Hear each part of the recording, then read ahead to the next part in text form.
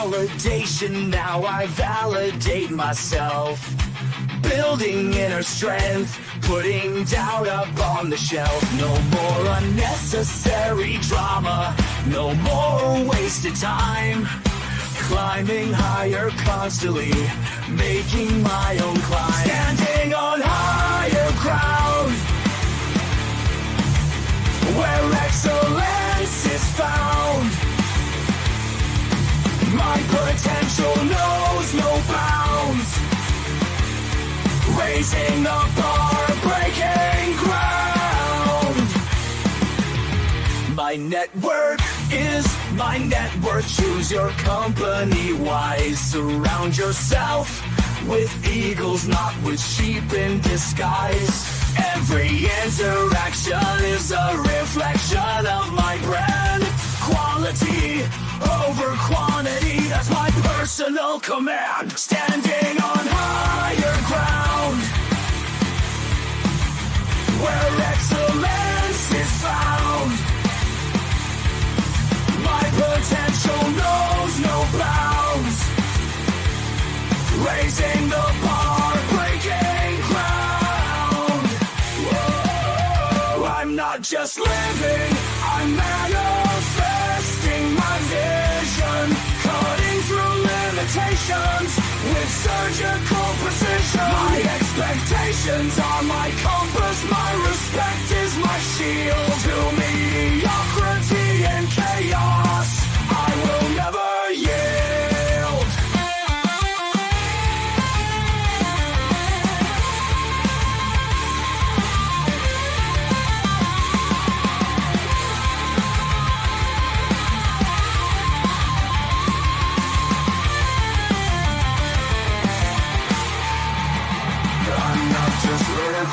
I'm manifesting my vision, cutting through limitations with surgical precision. My expectations are my compass, my respect is my shield. To mediocrity and chaos, I will never yield.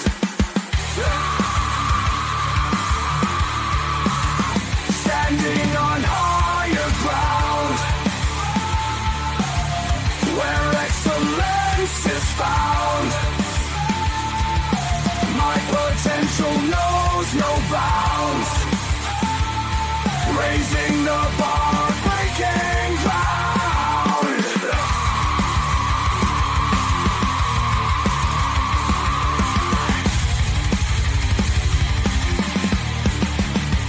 I'm not just living, I'm manifesting my vision. Cutting through limitations with surgical precision. My expectations are my compass, my respect is my shield. To mediocrity and chaos, I will never yield. Ladies and gentlemen, welcome to This and That. I'm your host Xander, where we talk about this, that, and everything in between. Special shout out to Daniel. How you doing, Daniel? Diving in right at the top of the show. He made it in. We are on Monday night, apparently. We we got time flying. But it happened. We're 5 minutes after the hour, 7 minutes after the hour. As I tell you guys every night of the week, we do not let the sun rise without going live, but we don't always start on time, and that's why we ask you guys to like, subscribe, and then mash those reaction buttons while you're here, and then hit those notification buttons so that you know when we go live, so that you don't miss out on any news that we have at the top of the hour. Now, covering a lot of stuff today.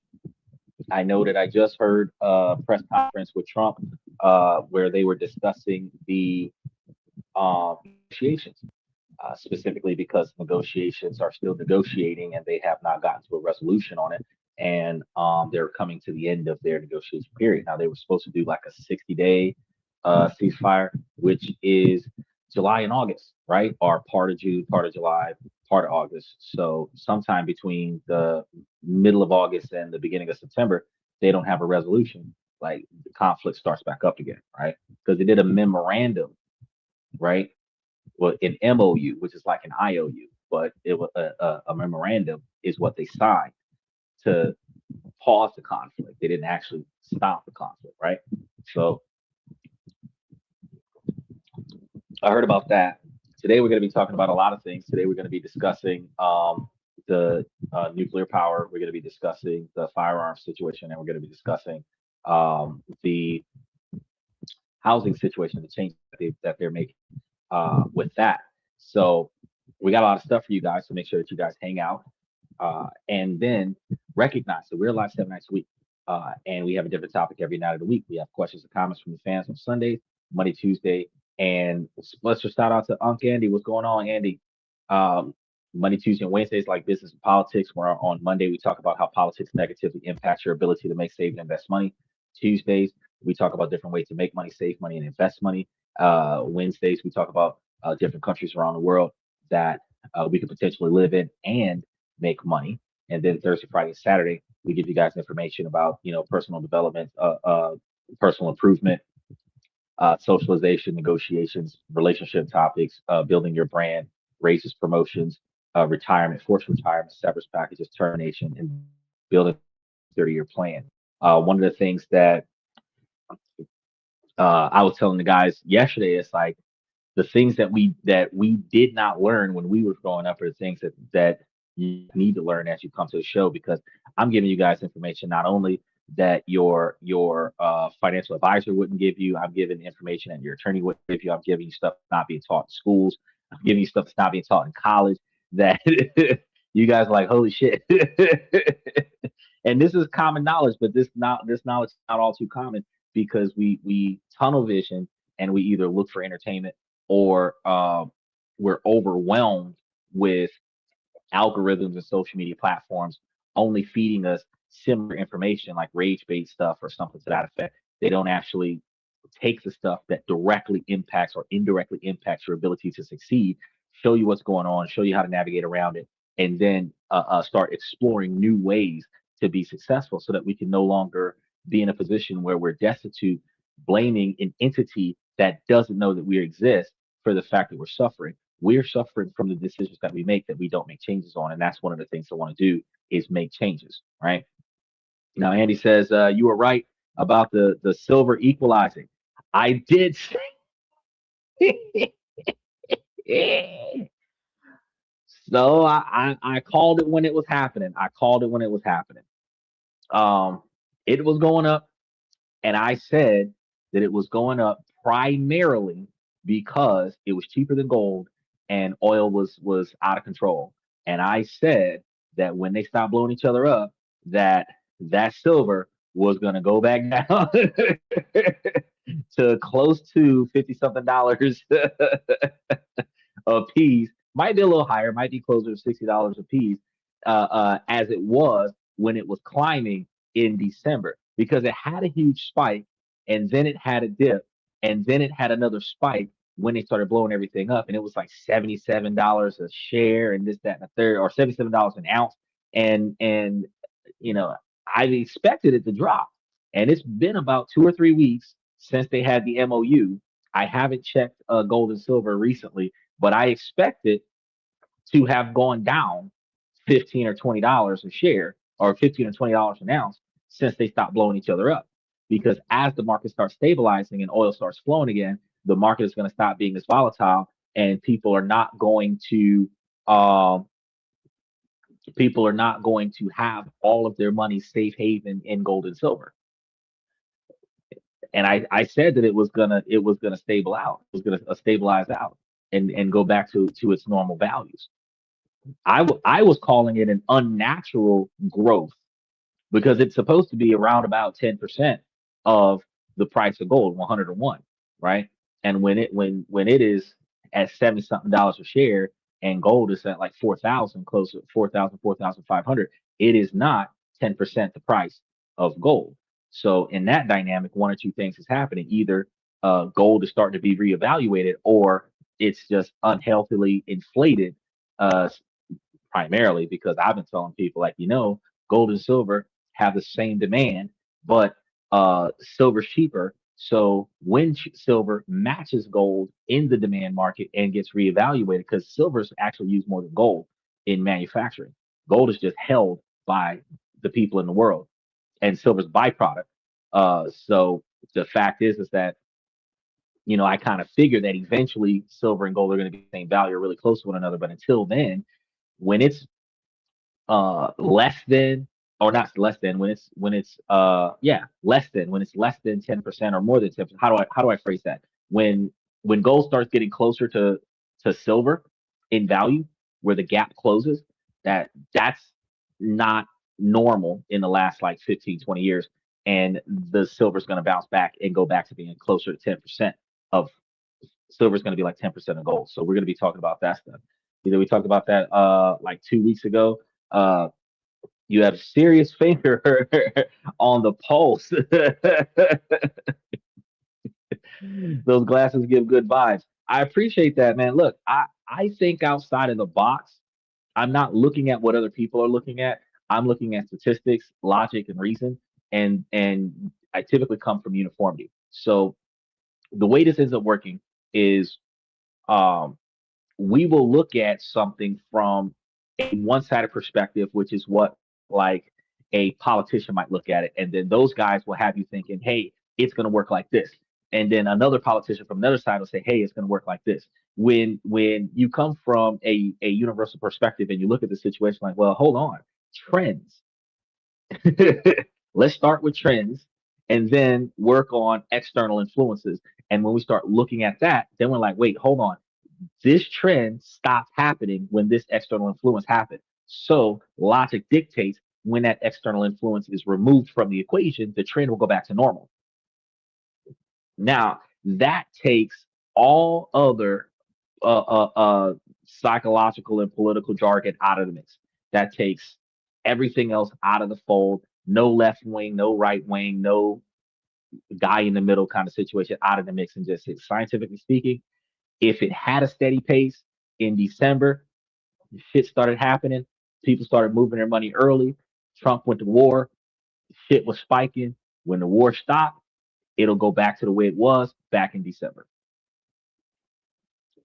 Either gold is going to jump and silver is going to be 10%, where gold to be like 7,000 an ounce, which isn't likely because gold was projected to be between five and a half and $6,000 per troy ounce by 2028. So it's not likely that gold is going to jump from 4 to 7 over the summer of 2026. So what we're looking at is silver would have to bounce back down and go something closer to like 55 or $60 an ounce. And then gold will start surpassing it again. I look at a lot of different variables, but I'm looking at the variables that nobody else is looking at. And that's the reason why when I give you guys recommendations to look into, it is something you should look into because I'm not wrong, right? And that's what people don't understand. I'm not wrong. I get my devil's advocate Michael when he comes into the show and tries to argue the differ, and I have rarely missed the mark. I think the one time I missed the mark was when I talked about Old Spice because when Old Spice was being advertised for men, I was talking about when it first came out as a male cologne. But Michael's 70 years old, he's 30 years older than me. He was talking about when Old Spice first came out as a female cologne. And I was like, oh, that's kind of the same as what we're doing right now because what guys are telling other guys is that, hey, if you really want to attract a girl, put on some female perfume. It's not what masculine men would consider masculine, but women are attracted to the things that they like to smell like, so they smell their own cologne. So really, if you wanted to attract a girl, you put on some Chanel. I'm like, damn, I'm not doing it, but I can understand the dynamic. If that's what the Cowboys were doing back in the day and say, hey, we put on some these females like Old Spice, I'm gonna drench myself in Old Spice and they'll throw themselves all over me. Hey, it is what it is. But let's go ahead and get on today's topic. You were told that energy bills were out of control, right? And that the grid is going to be fragile, that we're dangerously dependent on volatile global markets. And then you were given a promise, a vision of a future powered by clean, reliable, American made energy. I know y'all seen that press conference, right? Because he said, I'll watch you try it, Frost.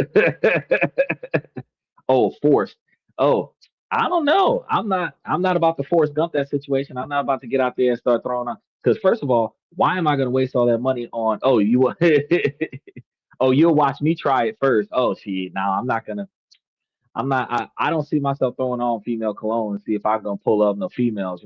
I'm not because they stuff is expensive as hell. Why would I put on $300 cologne or perfume or anything for $300 so that I could? Yeah, the Chanel. I'm not about to put on no $300 Chanel. No, no. I don't even know what Chanel look like. For me to be throwing on to some two, three, $400 Chanel.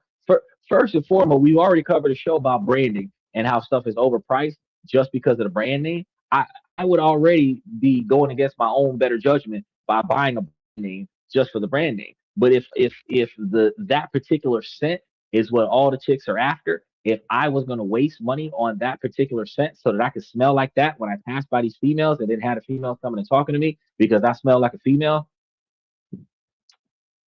and then having dudes looking at me funny because I smell like a female.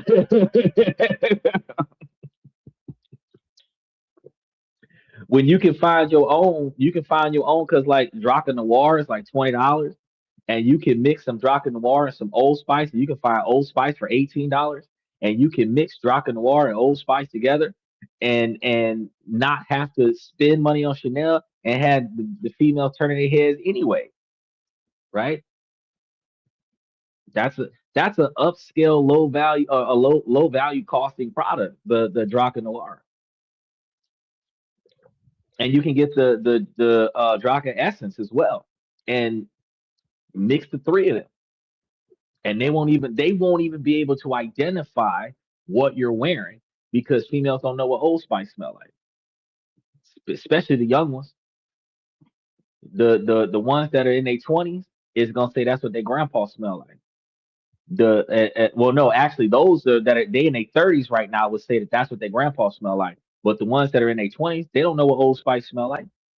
Everybody wearing Axe and Bod and all this other stuff.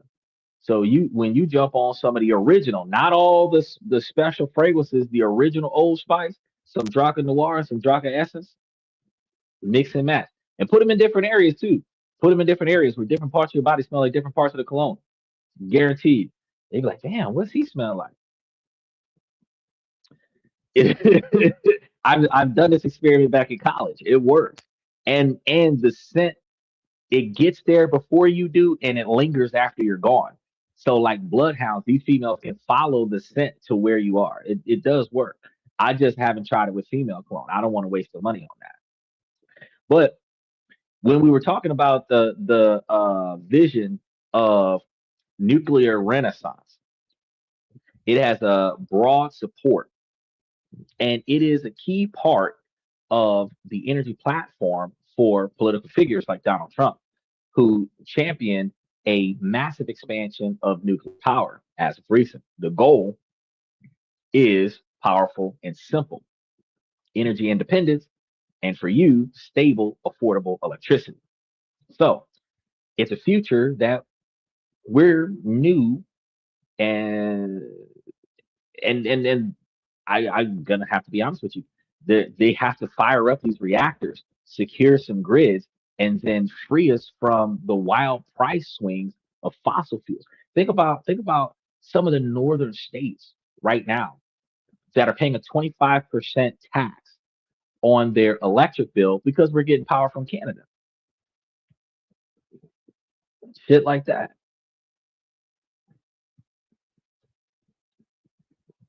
He said we need the power, uh, but the waste will be a problem at some point. You know what? I thought one of the first things I said was going to be a problem because with nuclear power is going to have a byproduct. That byproduct is going to have radioactive landfills.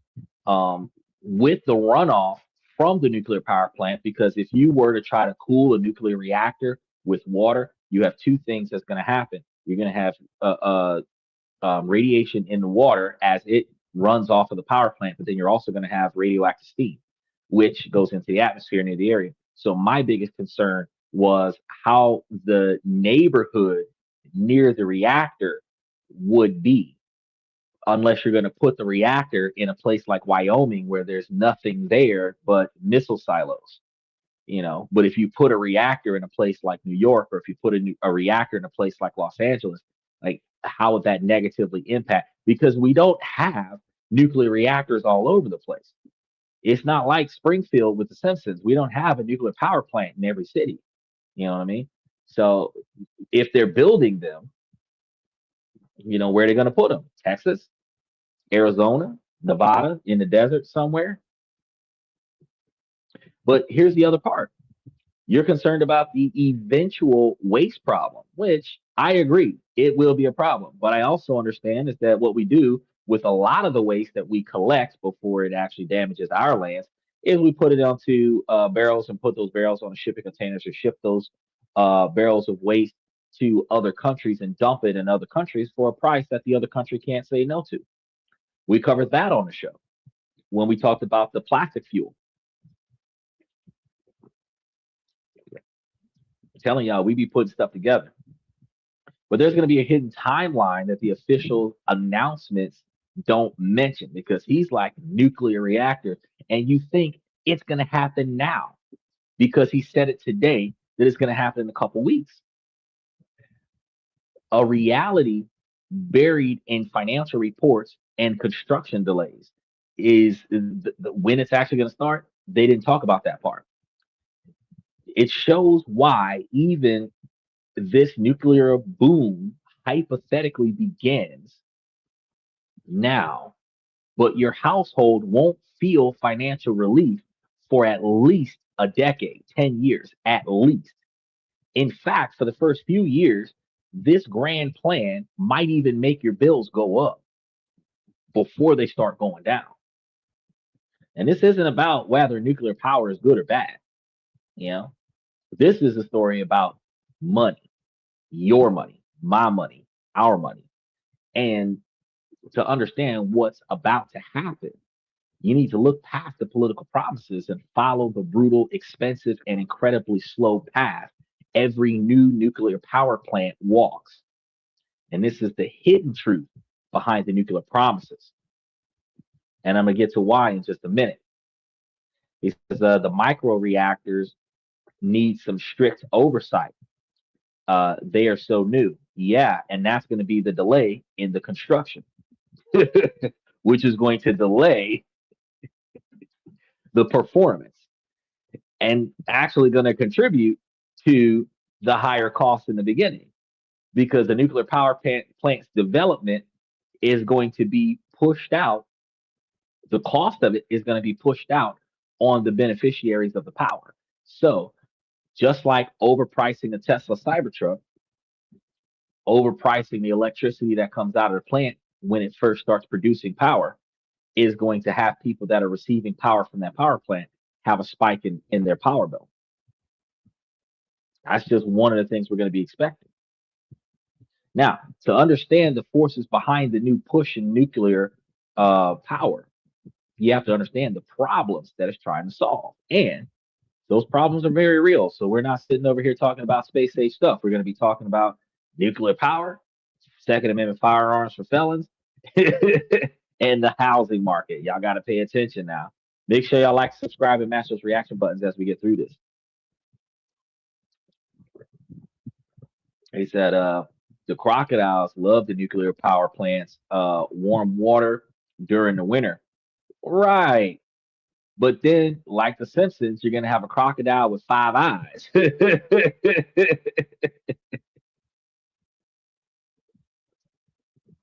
How long have you been live? 24 minutes, 26 seconds. 6 pages in. We're just now starting to talk about nuclear power. You haven't missed anything. Special shout out to Steven. I had put this Tuesday, I put this up because today is Monday. I put this one up, I think Friday night or Saturday. So you may not have hit the notification button on the Monday night shows because the Monday night shows are not like pre-scheduled 3 weeks out.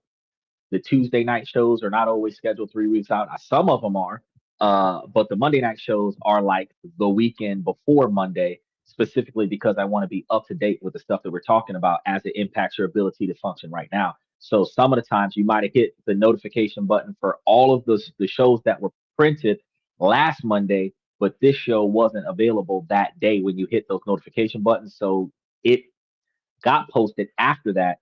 I mentioned it. You might have not have been here when I mentioned it, but I did mention it. And then it went live and you might have not have had the notification, so you didn't know. But I did say I was gonna try to start on time, and I was like 7 minutes late, but we got in here. But we got a 90-page discussion today, and we're only on page 6. So, so a lot of stuff to talk about. So you didn't miss much.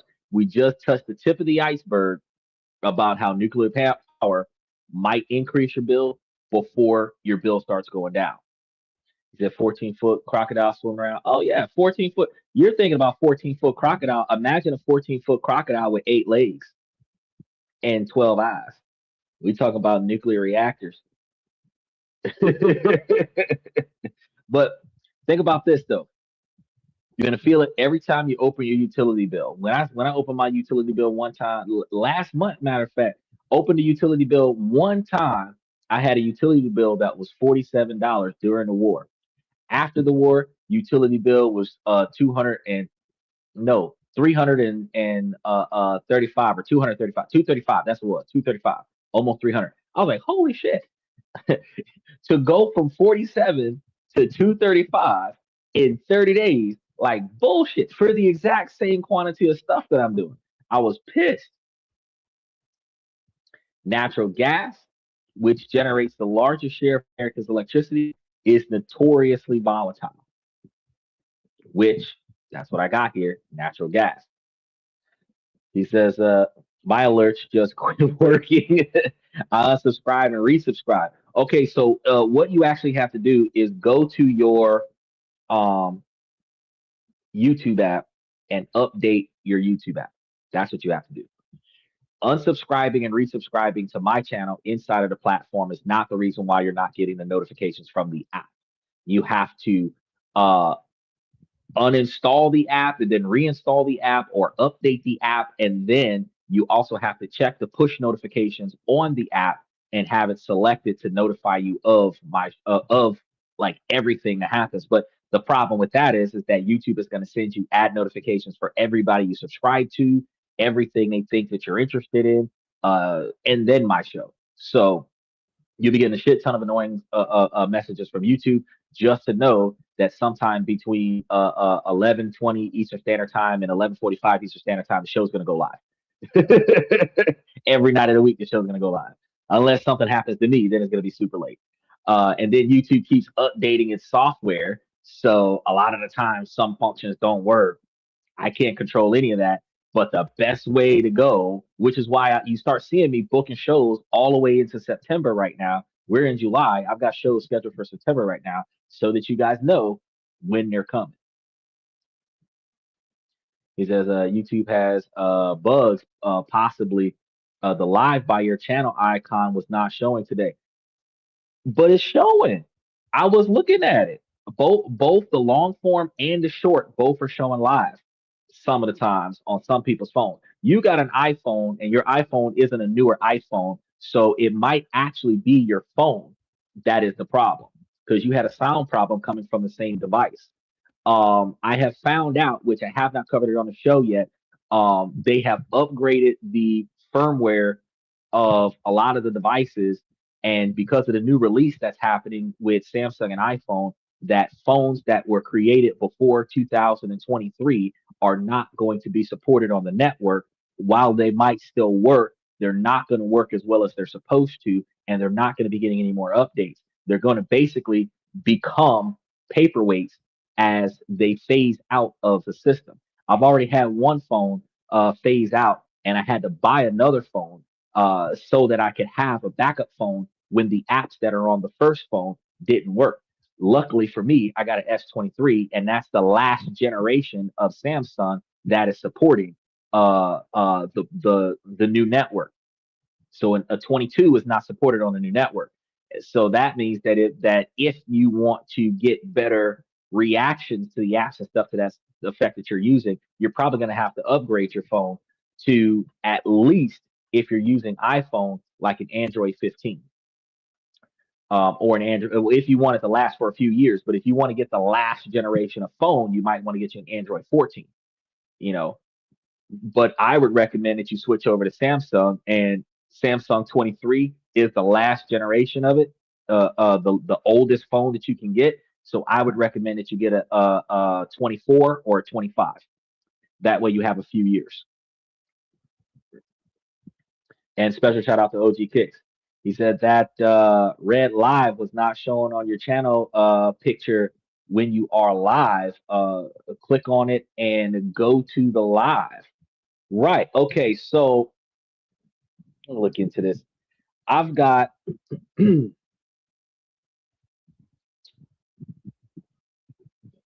not showing where it's supposed to show. It shows, where does it show? So from where you guys are, because you guys are on the shorts reel, it may not be popping up on the shorts reel the way it's supposed to pop up on the shorts reel. When you go directly to the channel itself, it shows you which one of the shows is actually live.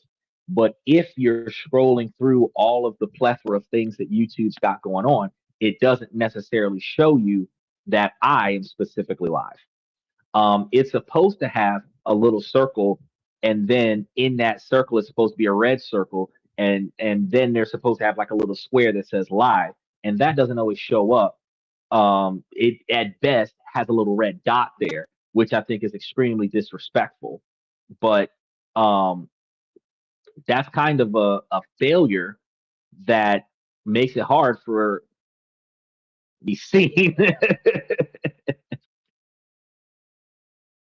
The only person experiencing that, but it is definitely a problem that YouTube needs to work on. Hold on. I'm experiencing some delays. He says, I'm sorry to send you off topic. I'm a tangent nightmare. Ad kicked in. No. You're okay. I was following up because you guys both were telling me some of the same things, and I'm looking and I see no, it has the live button on there. And matter of fact, I'm gonna show you guys. Look, it has the live button on there. It's showing that the show is live, but that's on my screen. I don't know what it's showing you guys, but it is in fact showing the live in some locations on the YouTube platform. I cannot support what YouTube do to y'all.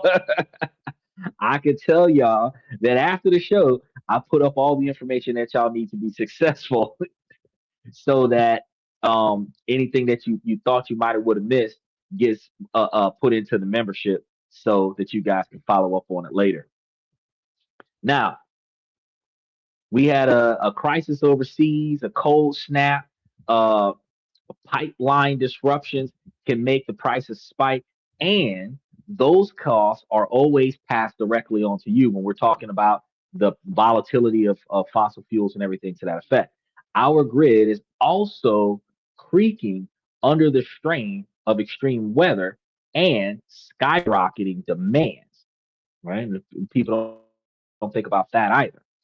And this is going to be from the newly acquired electric vehicles and the ferocious appetite of AI data centers because it takes a lot more energy to power AI data centers and any type of self-learning software. Now, the promise of nuclear power is that it's offering an escape from this chaos, which is something that not a lot of people really pay much attention to. The version that Trump is putting out, the vision that we're gonna talk about today, is a very ambitious vision. The United States currently has about 96 operating reactors, which provides about 97 gigawatts of power throughout the United States. And this is the largest in the world and generates about 18% of the country's electricity. Right now, he was pissed off at the nuclear movement of Iran, but we're about to head in the same direction. Nuclear and renewable energy together. Renewable energy is going to be like solar power, wind power, water turbine power stuff. And then we're going to throw nuclear in there, right? Is going to be in combination instead of fossil fuels, right? This is going to be a vast majority of our carbon free power. Now, some recent energy studies and policy goals have laid out a path to dramatically expand this area. So, with ambitious targets of quadrupling nuclear capacity towards 400 gigawatts by 2050. Now, remember, they're at about 97 gigawatts, and they want to get to 400 gigawatts in the next 24 years, 34 years. I had to do my math there. No, I was right, 24 years. Because we're in 26, 24 more years. They want to have 4 times more power coming out. Right? Now the logic is seductive. Unlike natural gas plants, a nuclear plant fuel uranium, which is what Iran was utilizing, right? Trump was saying that he was making nukes with it, but uranium used for nuclear power plants to power the city is a tiny fraction of the operating cost.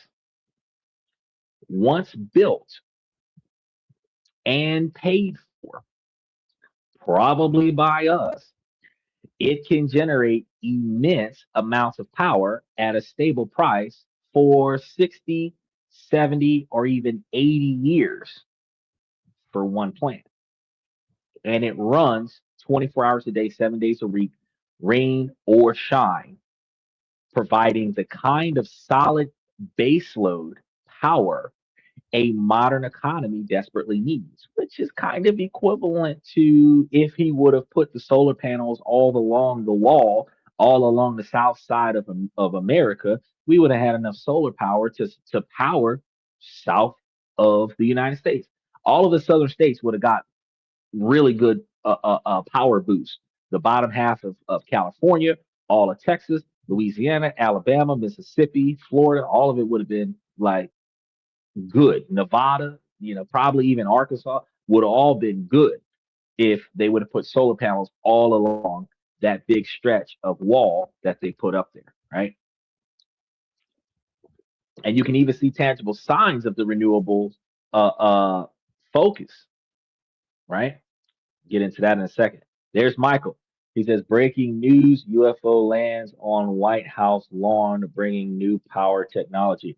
I don't think that it was a UFO, because a UFO was an unidentified flying object. Air Force One is identified, and the helicopter launch pad that they put on the White House lawn, you know who's in that one. That's not an unidentified flying object. That is the president's private chopper. That's exactly what that is.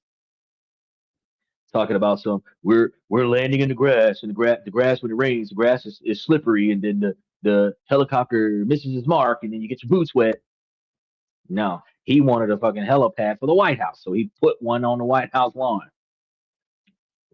He put a UFC ring in on one side, and now there's a helipad out there. He's turning the White House into Puff Daddy's backyard. Marine One. It's gonna be crazy over there. But by the time we get to our 50th president, we're gonna start having White House parties with the red room in Lincoln's bedroom. These people going crazy. Look, with this nuclear power in Michigan, the Palisades nuclear plant. I think I said that right. Palisades nuclear plant in Michigan shut down in 2022, and that is aiming to make history. It's going to be backed by a $1.5 million federal loan. A Halted International is working to make it the first nuclear plant in the United States history to restart after closing, because usually they last for a little bit, then they shut down, and then that's kind of it. It just becomes a historical monument. They're going to fix it, put it back up. As of mid 2026, many major refurbishment projects are complete, and the plant is moving into the final phases of maintenance and testing before a potential restart. Now, this is the promise uh, personified, because a powerful 800 megawatt reactor potentially brought back from the dead to provide clean, reliable power for decades is what was offered. And if he gets one of those up there, he said that he was trying to get 400 gigawatts. If that's 800 uh, megawatts, he's heading in the right direction. Now, this is the kind of action that supporters of the nuclear boom point to as proof that the strategy is working. Um, it's an ultimate energy solution. An American built, immune to foreign market shocks, clean, powerful, and permanent solution is what they're trying to make. Who wouldn't want self-sustainable performance? But with any deal that sounds this good, you have to ask, what does it cost? And who exactly is supposed to pay for it? That answer is where the promise of lower bills collides with a decade long wall of financial realities. So while the vision of gleaning new reactors is compelling, the announcements won't tell you about the single biggest factor defining any new nuclear project: the almost unimaginable amount of money required to build it. This isn't just a hurdle, it's the defining feature of modern nuclear power. And it creates what we call the decade of debt. Nuclear power plants are not just built, they are financed.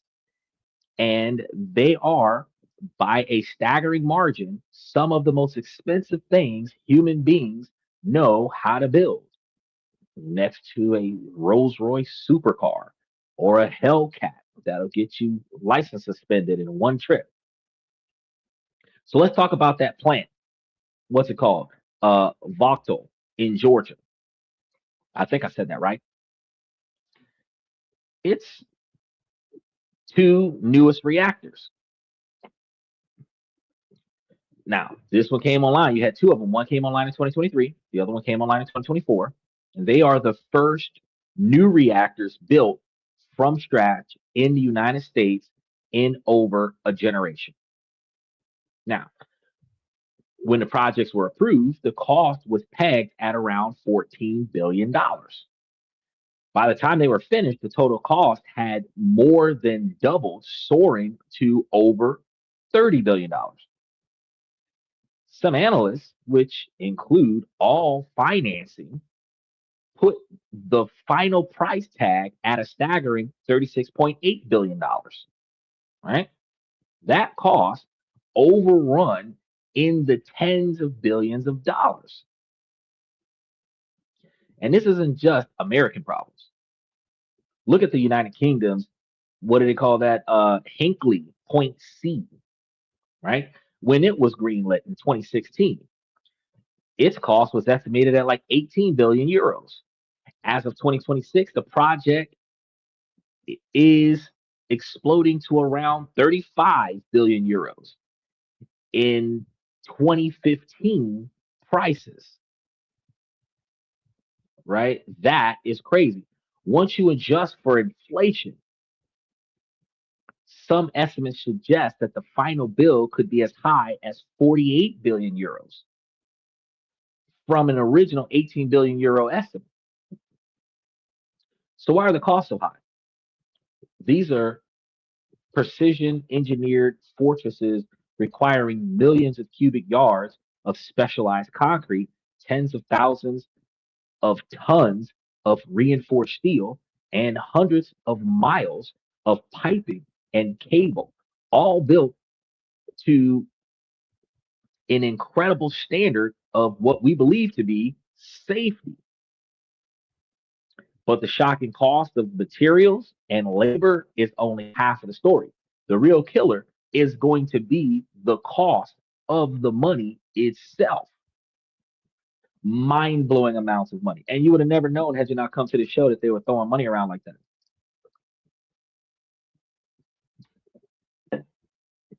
A $30 billion power plant is paid for with debt. Massive loans are taken out before the first shovel hits the dirt for the entire construction period, often lasting over a decade, or more than 10 years. That plant produces zero income, but every single month you have to pay the interest on those loans. This is called interest during construction, and it is a financial black hole.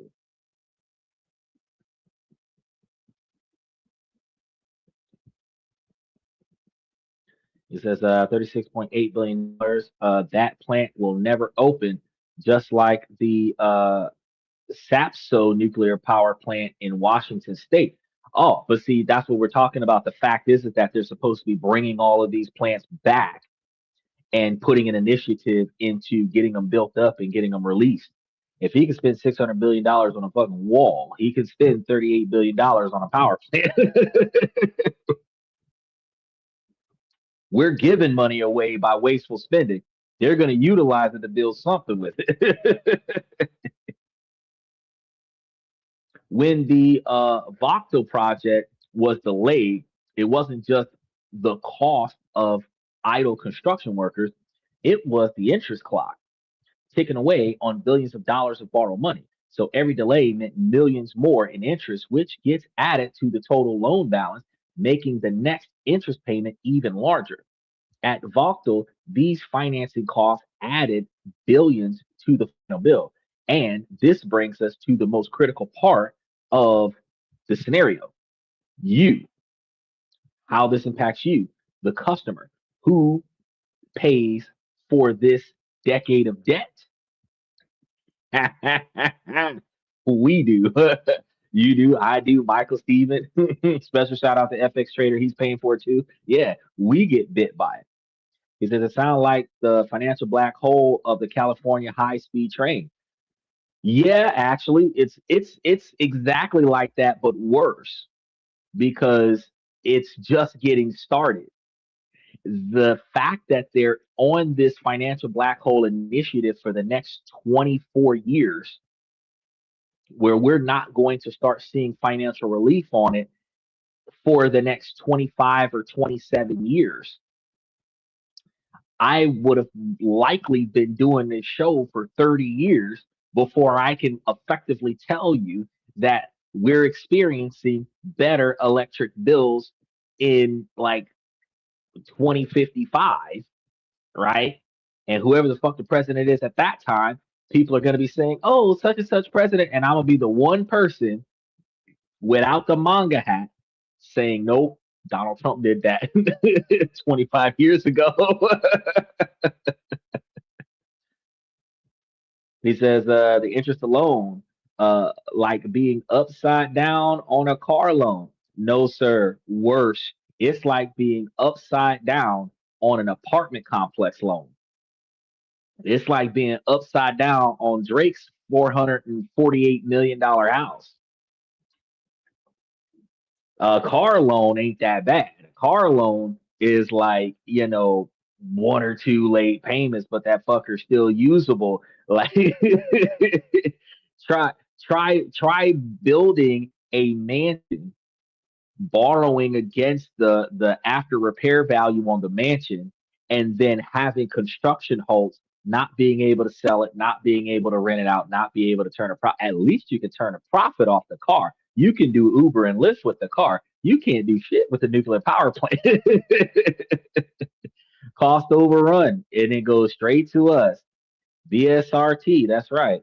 He said by the time it's finished, It will probably be obsolete. It will not. That's the problem. So that's another problem. That's not the only problem. Here's another problem because they're making the nuclear power plants to detach from the need to buy power from other places. Putting these nuclear power plants up will put more power on the grid. It's not going to replace fossil fuel, but it will do things like replace getting electricity from Canada. So the idea is that we will not be codependent.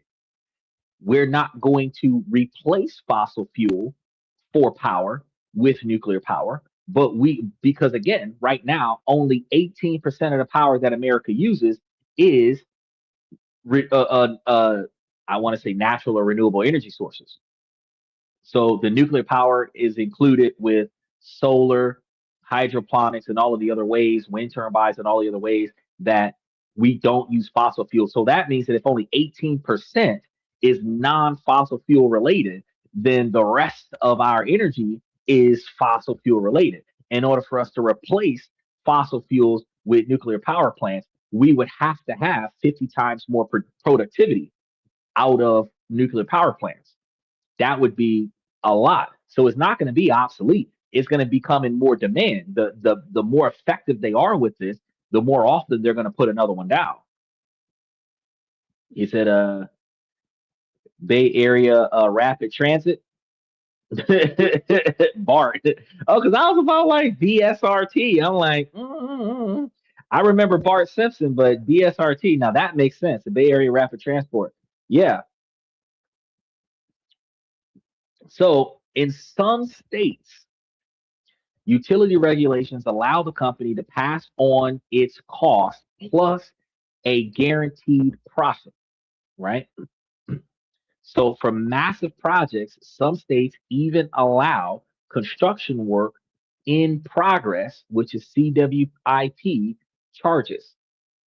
So let's observe how the utility charge for you will be including the financing costs of the new plant while it is still being built. That ain't that bullshit. It ain't usable, but they're factoring it in to your light bill. As your light bill get high as fuck, and you're like, man, I'm not using nothing new, but I'm spending more money on the bill. He said Elon Musk will probably one day harness these uh, energies from the sun by putting up some solar sails into orbit. You do realize that we've already got stuff like that going on, just not to power the planet. They've got for like the space stations and stuff like that are orbiting our solar system, or not orbiting our solar system, orbiting our atmosphere. They have those solar sails to power those space stations.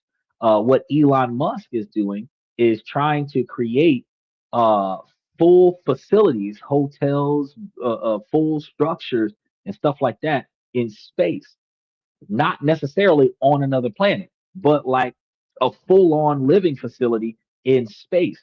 That's some of the things that he's working on, which is why Elon Musk is doing his own truth. Back in like the 40s and 50s, we used to compete with Russia and China and all of these other places for like the race to the moon and the race to this and space program, this, that, and the other. NASA is competing with SpaceX, Elon Musk, right now to a private company versus a government company. Which one is going to take over the solar system first? And Elon is catching up. This is crazy. So I don't know if he's going to capture sun power, solar power, and utilize it to fund the planet versus capturing the power of the sun and using it to create his own planet in space and then travel across the galaxy like the Borg ship or some shit like that. That's what I think Elon Musk would do because he would charge billions for that. And could you imagine that Star Trek. I can't remember which generation it would have been, but the one Star Trek where they launched the Enterprise from Earth into outer space, it is full of all of the richest people in the world. So the top 1% leave planet Earth and leave the other 99% of the people. Notice how everything was peaceful. Nobody was fighting, everybody was sharing. Remove the problem. Solutions everywhere. Uh, Michael says, my power is the sun, which is stored in my lithium battery banks. We got to get a lot of those. Um, Solar in orbit needs to be a transmission capable. I agree, but you have to recognize we've already got that type of equipment existing. It is just not regularly provided to the average individual. And the reason why it's not provided to the average individual is because the average individual can afford that shit. We, like Michael talking about the power banks, the lithium ion power banks that Tesla makes. Usually, actually, Solarion, I think is the place that is called, has better industrial solar power banks than Tesla, but it's commercial only. So you can't buy it in order to put it on your house. But you could get, if I remember the name of the place is Solarion, you can get a power bank that stores more power than your house needs. You can set up a power grid on your property if you have enough space on your property to absorb more solar power than you actually need. And then you can contract yourself with the local power company to sell back the power to the neighbors and push what you're not using in your house, you're off the grid, and push the rest of the power to everybody else around you and make more money off of that than what it costs for you to put the structure on your property. Your property will look ugly as fuck because it would be completely covered with solar panels. But you would effectively have more power in your house that you would be able to use. So you would not have to worry about a power outage. You would not have to worry about an apocalypse. You would not have to worry about SWAT cutting off your power because until they fuck up your ceiling, your power will stay for extended periods of time. Now in space, yeah, they have it solar panels on the ship. They have the wires going into the space station. But Elon Musk was trying to have like floating hotels and all of this other stuff. SpaceX replaces Russia as a competition for NASA. Yeah, believe it or not, yes. Elon equals Borg equals cubes. Capsule sends power to the planet via wireless gates. Right. But if you think about the if they're doing power cables, so imagine this. Imagine a space elevator that goes to a space station off the planet. Next to that space elevator would be large cables going down to the planet. And then that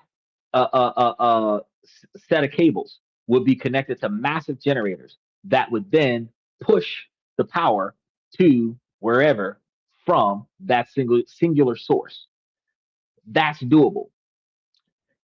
Now, imagine this, and I'm about to blow your mind with this. Imagine this. If they had one of those in every city in the country, but somewhere around the top of these, before it gets too far out of the solar system, they put like condos around the elevator. Wait now, you're gonna love this. You're gonna love this. So now you have a bunch of tubes coming out of the ground above the clouds. You have a bunch of condos on those tubes. You got elevators that take you to space. Throw in the flying cars. You've got the Jetsons. Okay. From back in the 80s, you've got the Jetsons. Just with what you're talking about right now. You see how iRobot with Will Smith turned into Elon Musk and those humanoid robots that he debuted. You see how 007 turned into the Galaxy wristwatch that we got. You see, you see the Bluetooth intercom that translates everybody's language from Star Trek turns into the Bluetooth headphones that translates everybody's language in real time in right now. 50 years ago, it was considered science fiction. Now it is reality. In 10 years, it is reality at an affordable price. Just think about that. He said Star Trek technology was running on a near unlimited energy supplies we can only dream about. No, we can do it. It's just that we just got to stop being greedy. The only reason why we don't accomplish a lot of the things that we could accomplish is because there is a select few quantity of people that want the money behind it. There's a larger quantity of people that give a shit about the environment, and an even larger quantity of people that are jealous of the fact that they didn't think about this and they want some money too. The rest of us could give two shits. So 30% of the population is fighting for how much this costs and how it affects the environment. And the other 70% is like, hurry up and build it so I can have it. And I'll pay whatever you ask for. That's the reason why we don't have as much progress as we could have, because if everybody was on the same page, we would already have it. If we were doing nuclear power back in the 40s, we should have a nuclear power plant in all 50 states. The fact that we don't have enough nuclear power to power the whole country is because somebody politically thought it was a bad idea to have nuclear power everywhere. Well, that's about to change. Michael says, my neighbor cuts me out every time a tree falls and takes out their electric grill. Fuck their electric grill. My neighbor was complaining to me because one of my trees was blocking her driveway. Oh, I looked through the trees and was able to look both ways. And I looked at my neighbor and I said, well, if you want to trim a couple of branches, you can, but you can't uproot this tree. He says, matter, antimatter reactors. That is currently a reality that is not widely used. I cannot prove who has the matter antimatter reactors, but there's probably only 3 of them in the world right now. If America has one of them, but it is only testing in some type of high structured government facility situation, not being widely used as a power source to fuel the planet or even a local facility. Is I'll take whatever you're smoking. That ganja. France has 57 operational nuclear reactors. Right. Right. But they're not unilaterally nuclear. No country that I know of is unilaterally nuclear, which is the reason why the majority of the world suffered when the Strait of Hormuz was not producing oil. In Georgia, ratepayers were hit with special fees on their bill for years, paying for parts of the voltage or the Vogtle plant long before the Vogtle plant produced a single kilowatt of power. So your light bill is going up because they're building something, not because you're using more power. The first financial impact of the new nuclear plant might not be a credit, but a new charge. After Vogtle was fully up and running, some analysis noted that cumulative rates hiked from various factors, including the new plant, approached by 24% for Georgia Power and their customers over recent years. So they have a power cost spike because they opened that plant. He said they're working on fusion reactors and making progress. I'm going to say that's progress. Well, yeah, they've been doing a good job with fusion reactors, but they're not. It's not widely used yet. He says that will change everything. Oh yeah, it will. Because so one of the things that you got to think about with a fusion reactor, you do a fusion reactor on a mass scale, right? And then after and that helps you with like powering cities and stuff to that effect. but take a fusion reactor on a small scale, and then utilize that for limitless power in vehicles, limitless power in robots, stuff that doesn't need to be recharged. That's where it's getting really crazy. He said we have one in Illinois. One. We don't have a bunch. I'm starting to suspect that it might not be just Iran that want the Strait of Hormuz closed. Donald Trump wanted to control the money. He didn't give a shit about the strait. He said no radioactive waste, no meltdown risk. I know that we haven't gotten to yet, and that's one of my biggest concerns is the radioactive waste more so than the meltdown risk, because with the radioactive waste, you're looking at animals being modified, the food that we eat being modified. Because even if the animal doesn't mutate, if the animal is contaminated because the surrounding soil is contaminated, deer and everything like that would get contaminated by the grass. Then whatever eats deer is going to be contaminated. So then we're going to be eating radioactive food, and then we start going in the dark.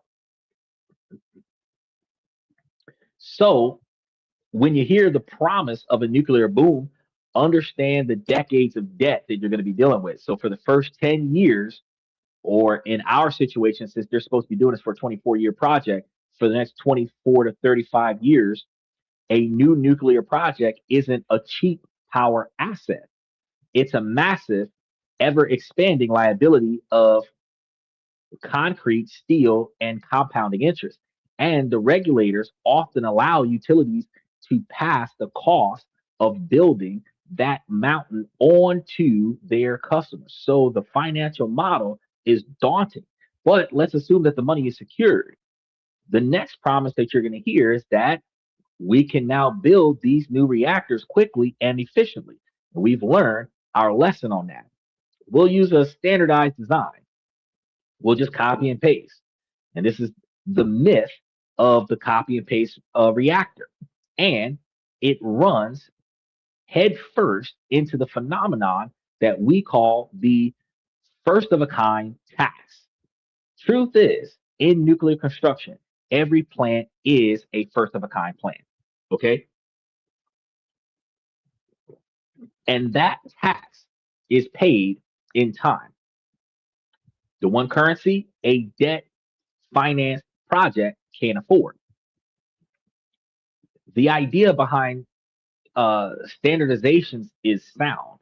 The AP 1000 reactor at Plant Vogtle was supposed to be the model for the new era, with module components built in a factory and assembled on site. But the Vogtle wasn't just the first AP 1000 built in the US, it was the first new nuclear plant of any kind licensed and built here in a generation. The skilled labor force that built the original fleet had retired. The specialized supply chain had withered. An entire industry had to relearn how to do the same thing it had already done 30 years ago. The original schedule for Voxel's new reactors was supposed to be 2016 and 2017. They began commercial operation in 2023 and 2024. That 7 year delay was the price of relearning how to build what was going on. He says, Fermilab National Accelerators. But surely it gets easier, right? This is where Hinkley Point C in the United Kingdom is so instructive. By the time its construction started, the same reactor design was already being built elsewhere. Yet the project has been plagued by the same delays and cost overruns. It was supposed to start generating power in 2025. Now the target is closer to 2030 or maybe even 2031. Why do you think that is? Because it can't just copy and paste the nuclear plant. Adapting the French design to meet British regulations requires a staggering number of modifications. One figure cited in reports is 7,000 design changes. The United Kingdom's nuclear regulator clarified these were due to many factors, including lessons from Fukushima and evolving standards, but the result was real. Reports noted that the project ended up needing 35% more steel and 25% more concrete than the original design. Third of the way through, guys, make sure that y'all mash those reaction buttons. It says the infrastructure in America needs to be replaced. They are already 40 years old. Roads, bridges, power grids all need to be replaced. Why do you think it's taking so long for them? You think they're going to just go to a 40-year-old plant and turn the lights back on and say, let's get to work, brothers? No. You think that they're just gonna unlock the gate and say, "Come on, inward, let's get to work." That's not how it's gonna work. you know, they're gonna go there and they're gonna rebuild a lot of the stuff around. They're gonna try to use some of the stuff that's already there, but they're going to work on top of the shell that's already there and modernize it, right? And they're gonna repave some roads and recreate some bridges and take care of some of the power grid because it can't function on the old stuff. They're gonna run new wires because the old wires are outdated and unsafe. They're gonna be doing a lot of replacing. Every site has a unique geology. Every country has its own safety regulations.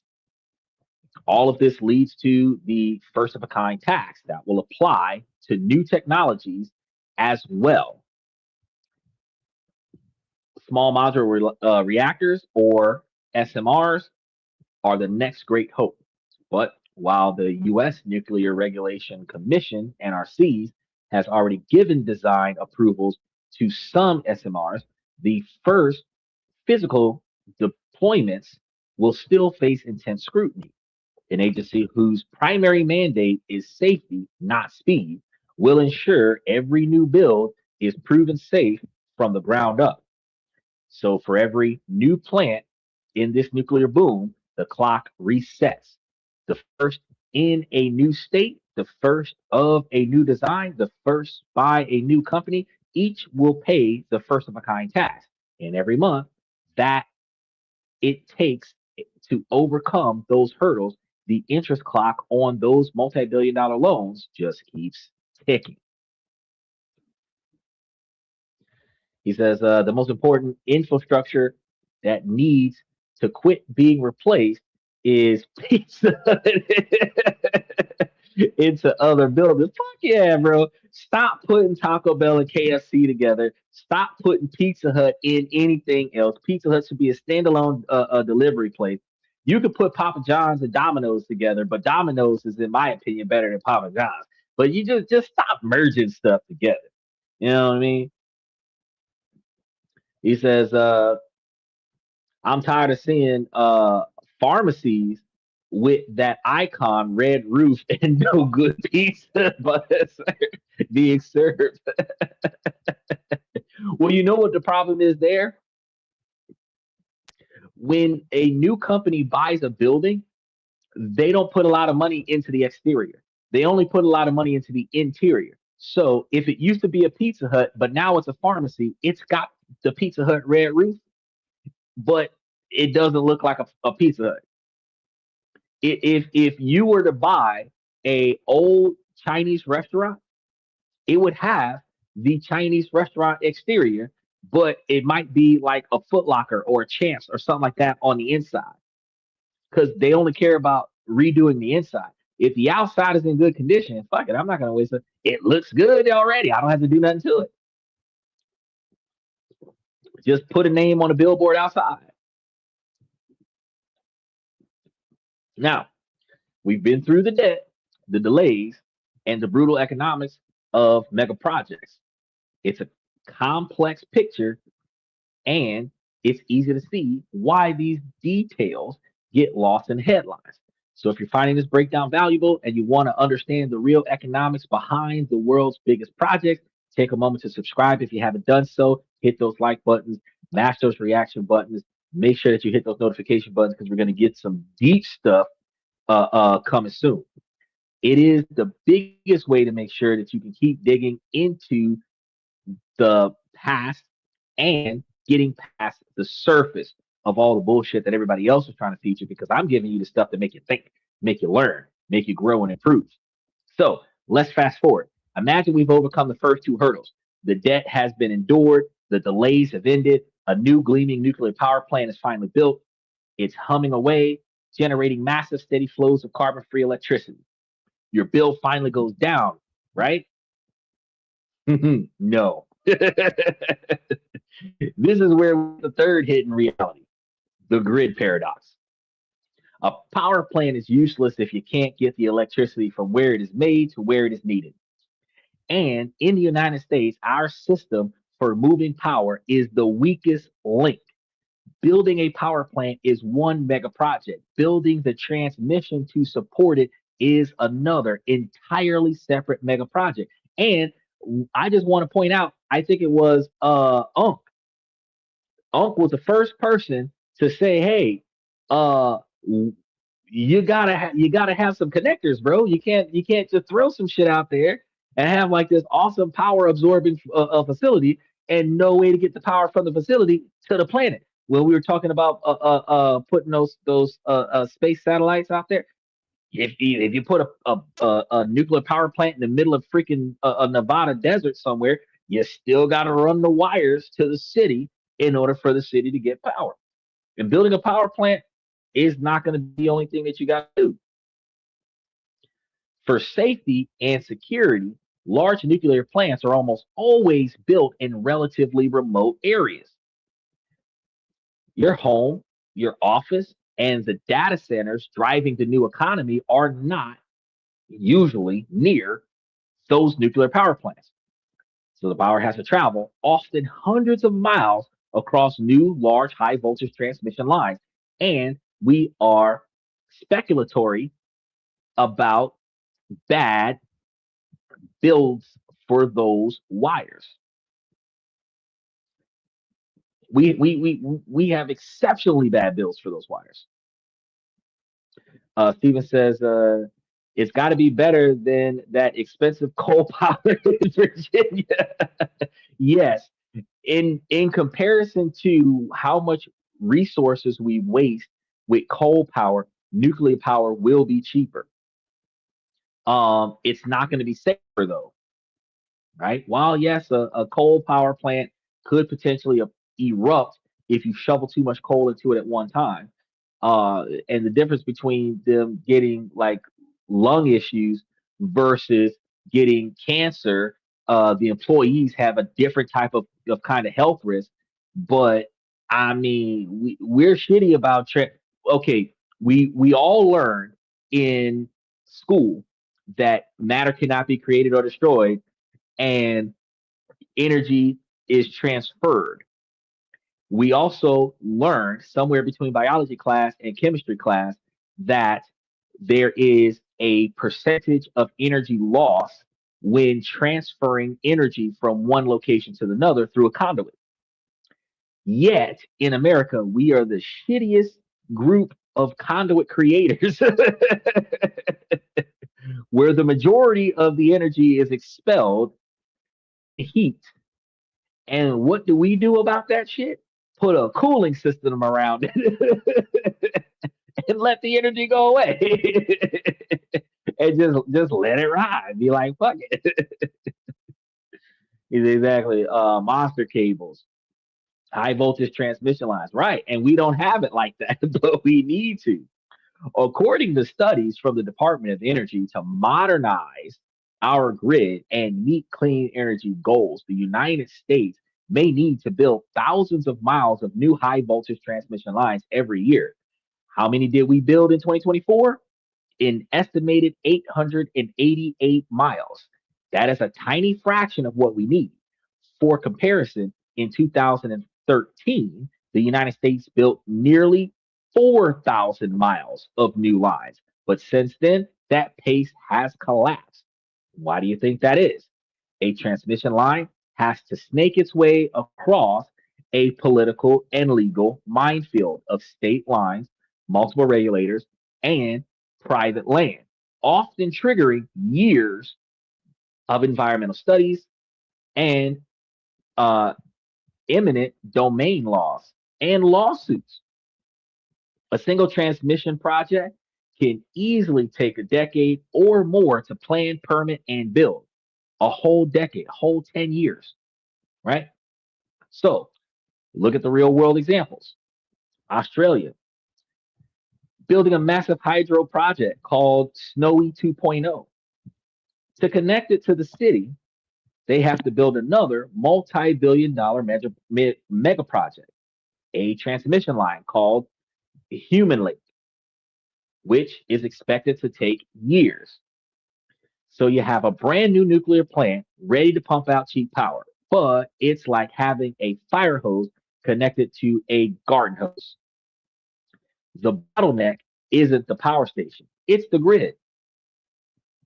The utility can't sell all the power that it's making, and you can't buy it. All the while, the utility still has to pay back the $30 billion loan for the power plant. And those costs don't wait, and you are going to pay it. So the grid paradox is that even when the solution is ready, the infrastructure to deliver it is another decade behind. The promise of cheap power for all remains stuck in a traffic jam of regulatory delays hundreds of miles from your home. Now, we have navigated the decade of debt and paid the first kind of tax and faced the paradox grid. So, what's the real timeline for when the nuclear boom might actually lower your bill? Let me walk you through this. Decades. Years 1 through 10, the investment phase. This is the years 1 through 10.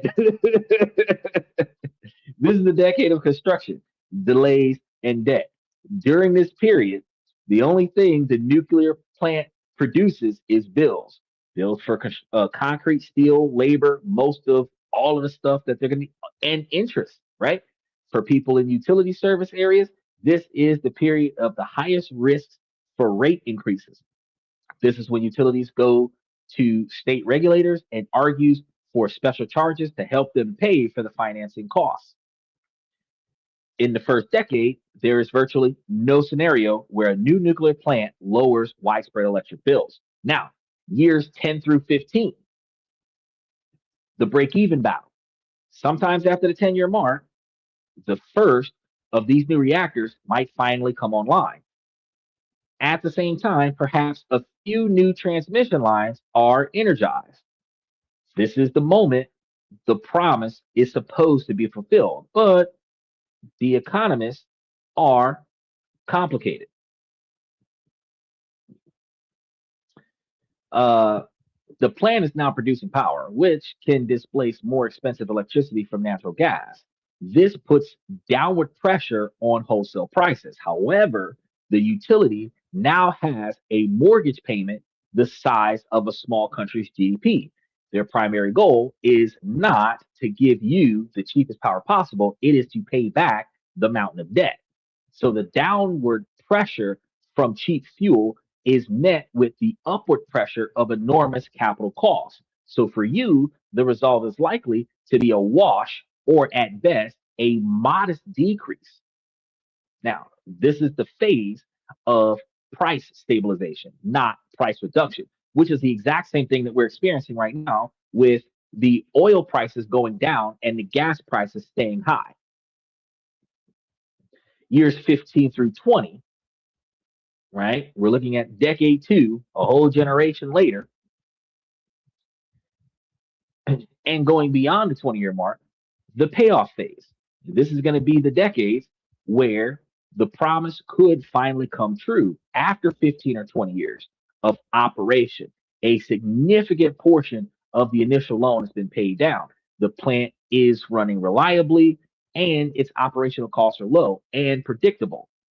It's at this point that the plant transforms from a liability into a true cash cow. With the capital cost burden shrinking, the utilities can finally pass the low fuel costs on to the consumers in a meaningful way. If an entire fleet of these reactors built in the first decade all enter this payoff phase around the same time and nothing breaks down, it could fundamentally change the economics of the entire grid.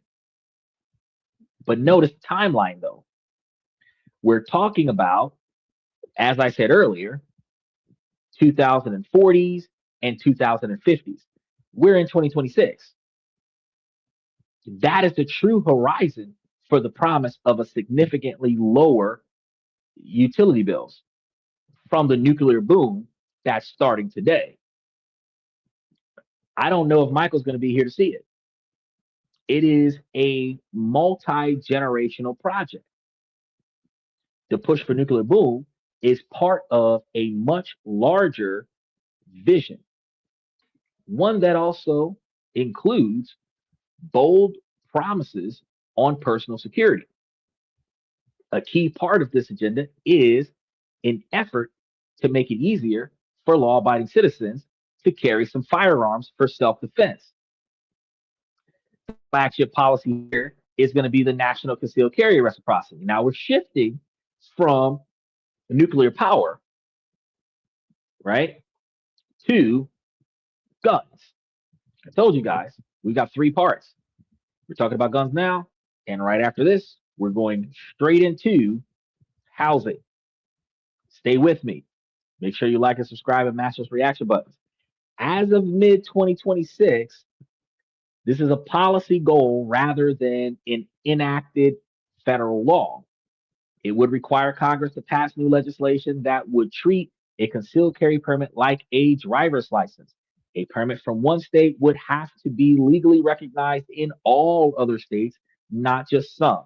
For supporters, this is a common sense reform to eliminate the confusing and legally risky patchwork of state laws that can turn a law abiding gun owner into a felon just for crossing the state lines. The goal is a major substantive change from the current system. Alongside this, Trump's administration has stepped to lower regulatory friction at the federal level. The Justice and Treasury Departments have proposed or enacted dozens of rules, changes, uh, and rollbacks to the prior regulations. Actions including uh, rescinding the zero tolerance policy that revoked licenses from gun dealers who intentionally broke the law, making it harder to sanction dealers.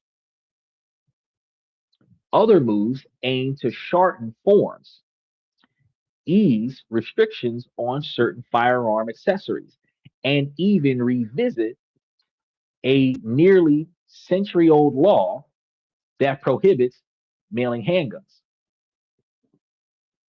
Now, for people with past convictions or other prohibitions, the administration has also revived a real program, a DOJ rule that creates a formula path to regain their Second Amendment rights. So there's a formula that they're going to. It's going to be an official path, but there's a formula that they've put together. Over time, this could increase the number of people eligible to own and carry firearms. However, there are clear limits to this federal push. States still control the conditions for who gets a permit in the first place, including training and background check requirements. Federal actions cannot force a state to issue more permits through reciprocity while they're going to allow reciprocity to encourage them or influence them heavily to honor permits elsewhere. So the way things are going to work, how I can explain this better, is instead of them forcing each state to make their own individual policies more gun friendly, they're making it mandatory for anyone with a gun permit to receive the same treatment in a foreign state that they get from their home state. Now, what this is going to do for a lot of people, I don't know if y'all remember the 80s and 90s where we used to do things like go to states like Mississippi and get Mississippi plates because Mississippi law didn't require us to have a car insurance, and the rules for Mississippi plates would transfer over to another state. So if you lived in Louisiana and you went and got your car registered in Mississippi, you could drive around Louisiana with no insurance and not get a ticket and not get your car towed because your car was not from Louisiana. Likewise, if you for some reason get you a permit from Texas or some shit like that that says that you can carry that fucker into a hospital and everything to that effect, if that's what it says over there, that's what you can do over here, and they have to respect that.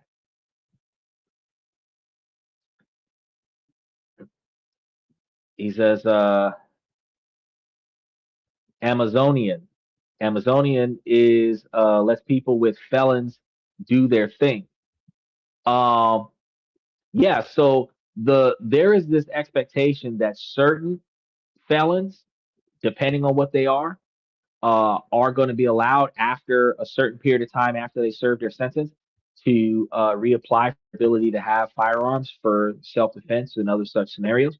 I would assume that they're not going to be giving this to violent crimes. I believe that it might be like money laundering, theft, um, drugs, something like that, some type of non-violent crime. But if you went to jail for murder, I doubt that they're going to allow you to acquire. But I can't guarantee it. But I doubt it because that would make it easier for you to kill a second time. But from what I understand, it's usually like 5 or 10 years after you finish your sentence that you should be able to, if you stay out of trouble, that you should be able to go and get your Second Amendment back. But if your firearm was used in a crime, it's gone. So, you got to understand that.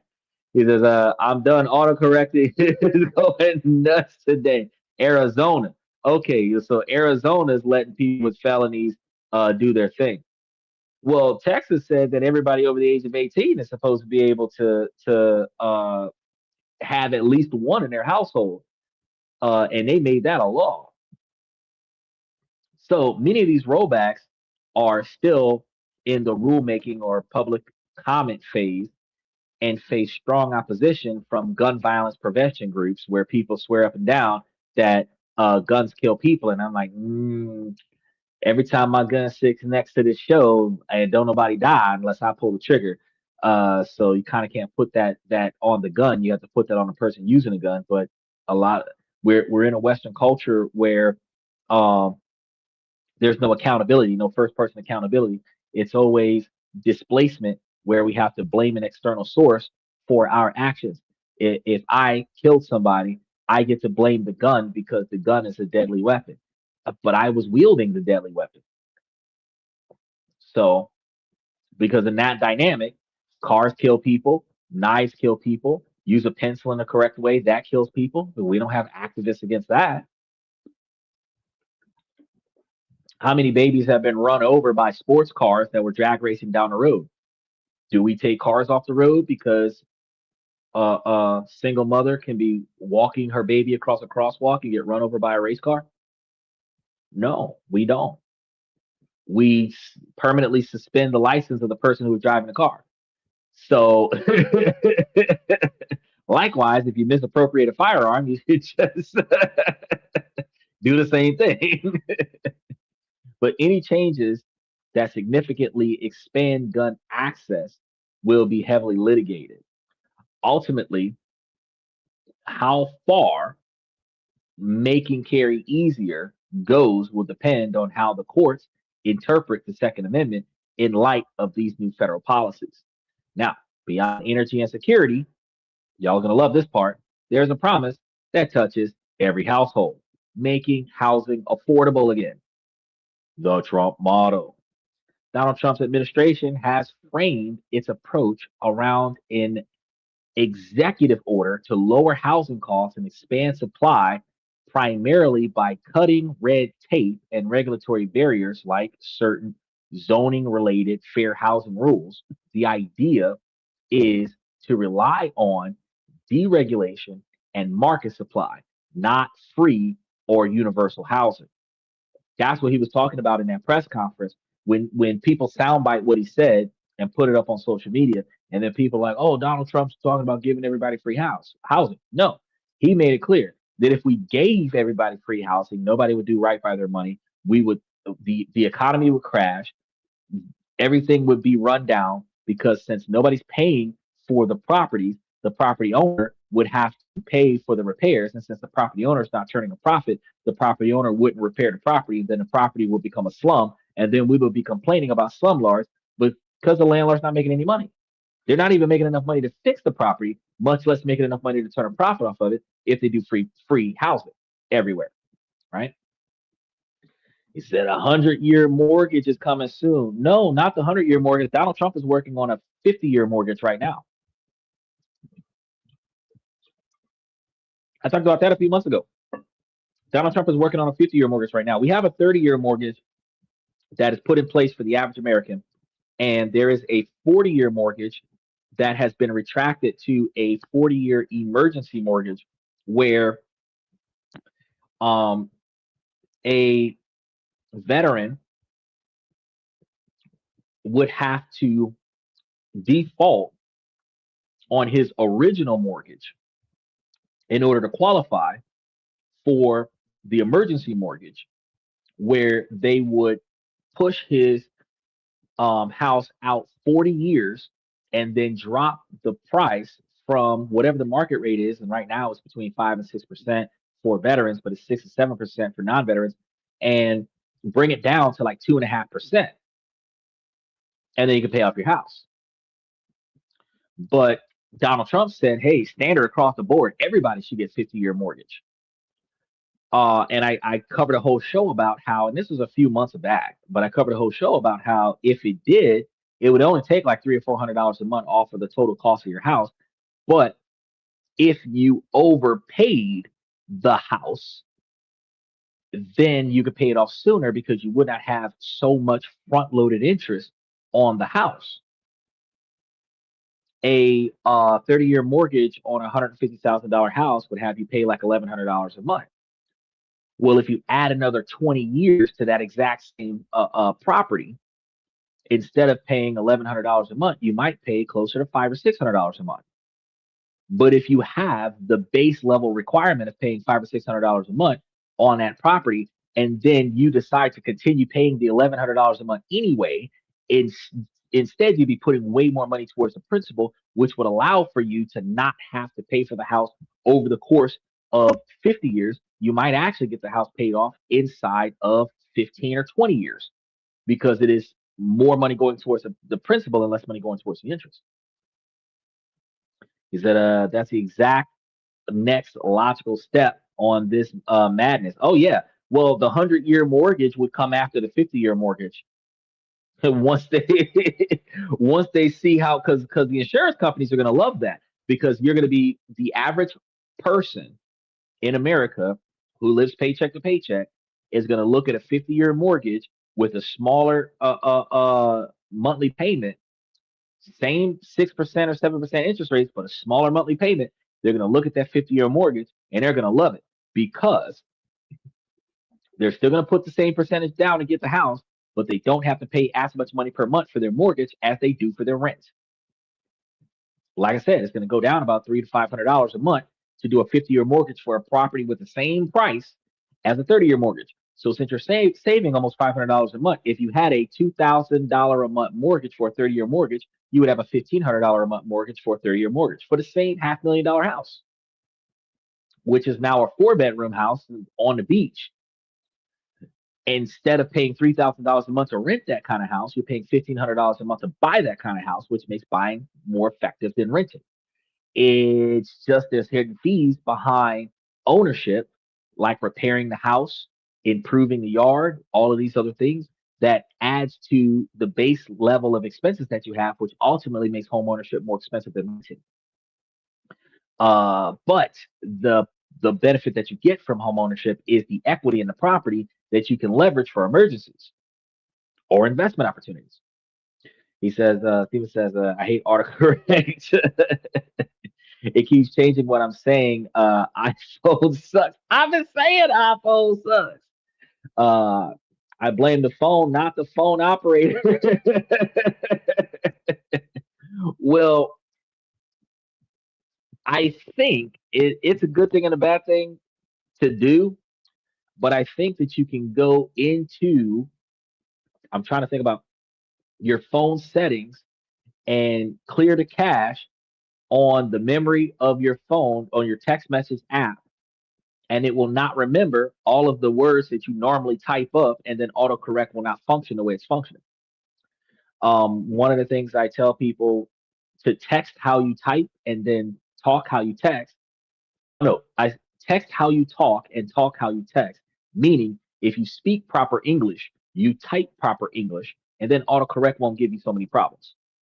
When you start abbreviating words, when you start um, italicizing, using that text jargon and all this other stuff, misspelling words on purpose to give the phonetic spelling of it, you throw off the autocorrect system.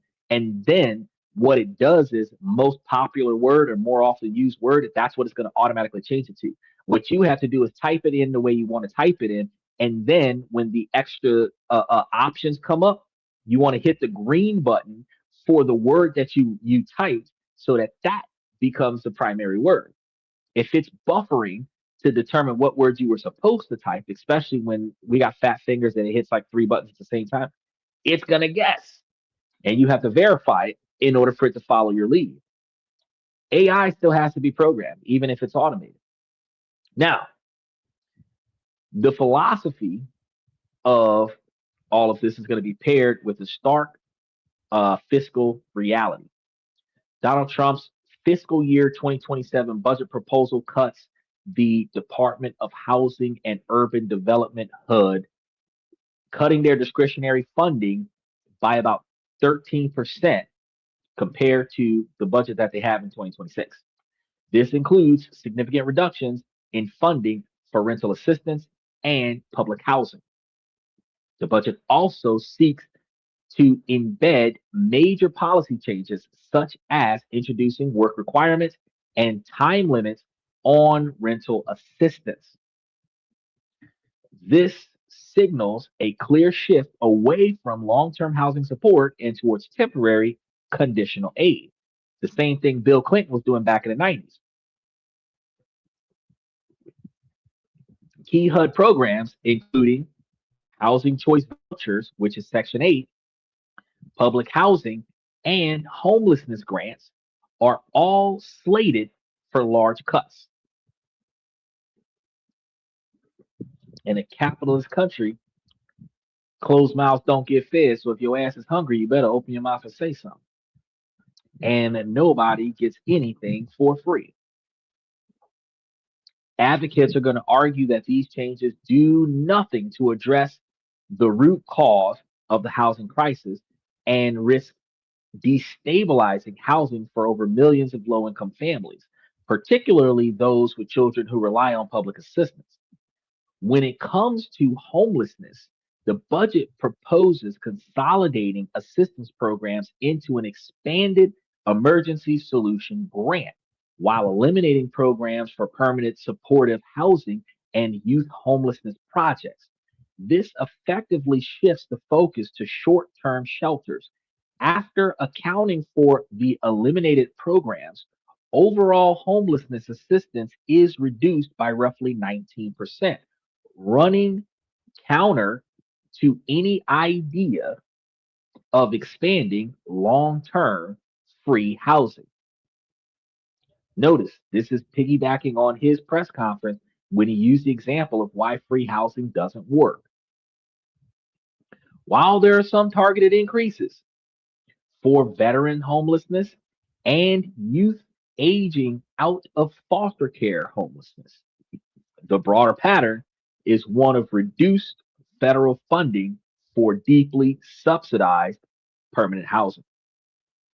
Now, While the administration budget points to one direction, a major bipartisan bill that Donald Trump does not want to fuck with until you sign his voting whatever bill.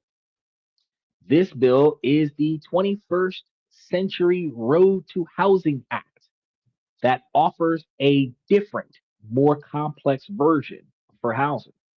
This historic bill, which passed both the House and the Senate, will overwhelmingly support, and so they've already agreed, is not a free housing revolution, but a sophisticated reform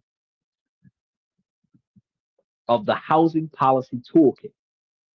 It's going to combine around 43 provisions focused on supply regulation and targeted support. First, its focus is on making it easier to build. It reforms the home and CDBG programs to allow funds to be used for workforce housing and housing related infrastructure like roads and sewers. It creates the Build Now Act, which financially rewards local governments that improve their housing growth rate and penalizes those that don't. And by penalizing the ones that don't, you're able to reallocate more funds to the ones that do. And it's going to streamline environmental reviews for small scale projects to reduce delays. Second, it takes direct aim at large scale institutional investors. This is where our real estate investment trusts get impacted. I'm still going to put my money in there because they're doing a good job. But one of its sharpest provisions bans investors who already own 350 or more single family homes from purchasing additional homes. This is meant to level the playing field for families trying to buy starter homes. While some build to rent models are going to be exempt, those investors must sell the properties within 7 years, preventing the infinite accumulation of single family homes stocked by corporate entities. So you build it, you buy it, you hold it for 7 years, you sell it. You buy it, you renovate it, you hold it for 7 years, you sell it. You should most big businesses that are holding these properties should be doing a lease to buy contract where they do in-house financing like a used car dealership and pick up the properties, put it into a, what do they call that, a deed trust, where after the tenant pays off the balance, they acquire the title for the property and effectively set up a kind of contract where if this is supposed to be a 10, 20, 30-year scenario, uh, you can um, establish where it can be, the debt can be inherited by the legacy. And ultimately, if we're doing in-house financing, I could charge you above market rate or close to market rate levels and get more money because instead of me getting the money from the bank and the bank turning a profit on the money, I could get the money from the tenant and then turn a profit on the tenant with interest. And if you're capped at 350 homes, you can effectively sell 50 homes and then buy 50 homes, fix them up and raise the price. Well, and that's another thing. You hold 350 homes, you sell 50 homes, you buy 50 homes, renovate them, rent them out for 7 years, and then sell them. So you still can make a shit ton of money. Third, the bill strengthens the safety net. It permanently authorizes the Community Development Block Grant Disaster Recovery Program, which has historically been funded piecemeal, making long term recovery from disasters more predictable and ensuring funds better reach the lowest income survivors. And it also reforms rural housing programs to protect tenants from losing their assistance. He says, become the bank. I like it. It's I was actually talking to a buddy of mine, and I mentioned this to y'all on the show once before. Building that type of business model. You and if you did it with a joint venture, you could have a nonprofit work on low income financing, rent vouchers, all this other stuff. The real estate property gets profits from the rent from the nonprofit, buy the 350 homes, and then have the nonprofit, which will help them raise more money, do in-house financing where they can work it out, where they actually fund the deal from inside of the closed network, where the tenant can acquire access to the property deeds and fix the property up and pay off the property, where there's still a lien against the title until the time the property's paid off. But once you become the bank, now you are able to bypass bad credit and all of this other stuff. If they've been renting from you for the last 7 years, they can buy. And once you put them into the buying position, your tenant goes from paying you maybe $2,500 a month for the property to paying like $1,800 a month for the property for ownership.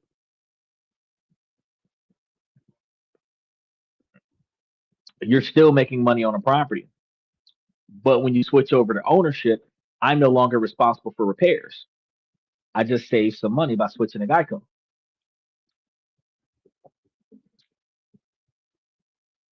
And overall, you're going to be making a shit ton of money off of each one of the properties that you sell. So for the bottom 25% of American income, the bill offers tangible, if incremental, benefits. Disaster survivors get more reliable aid. Voucher holders may find it easier to lease units due to the streamlined inspections, and rural homeowners gain new tools to keep their mortgages affordable.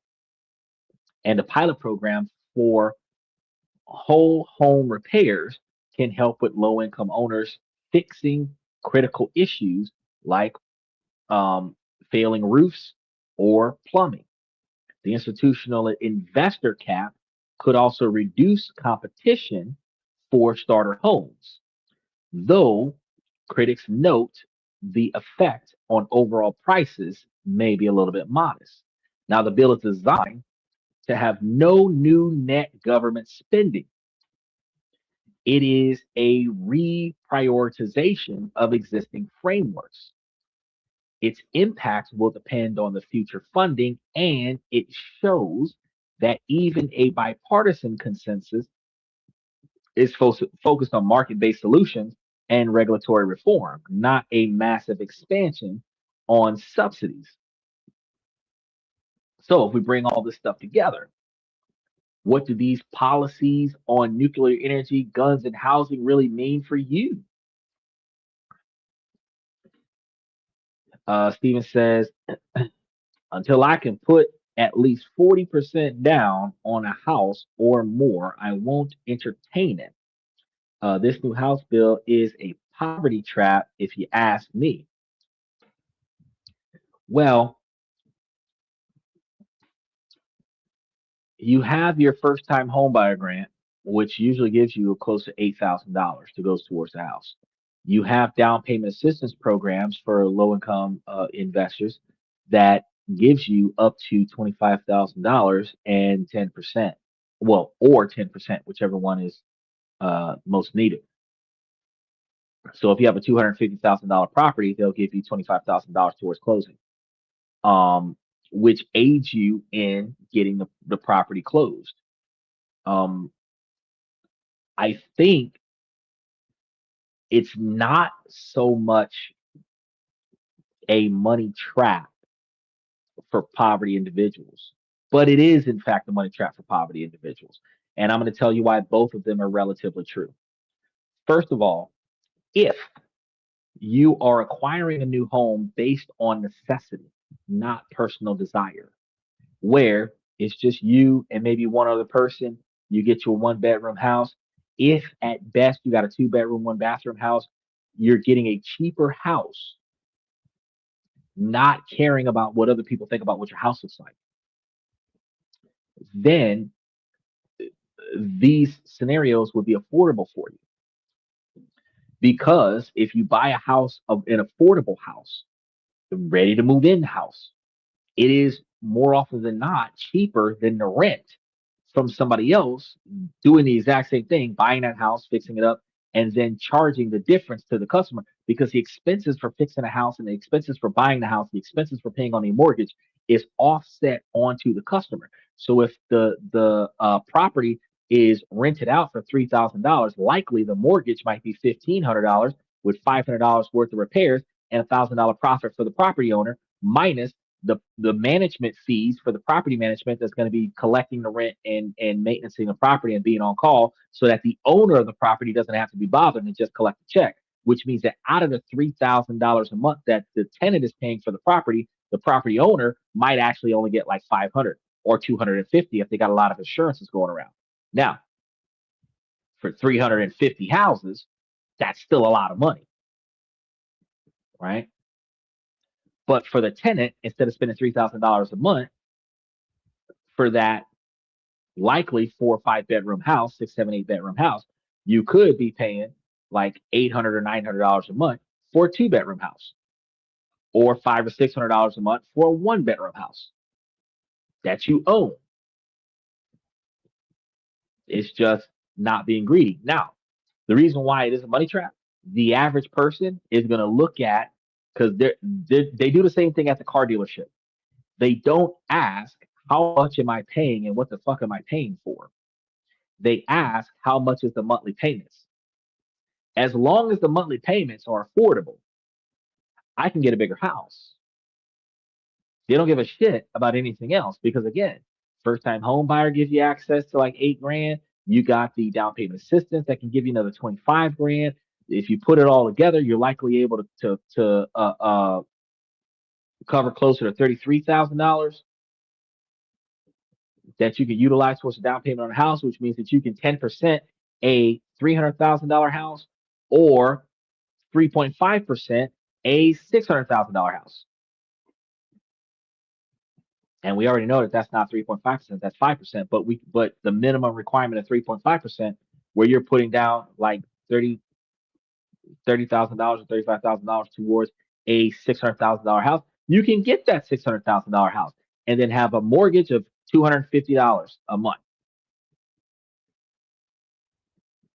Where if you would have been renting that house from the owner, you probably would have been paying 3,000, 3,500 a month.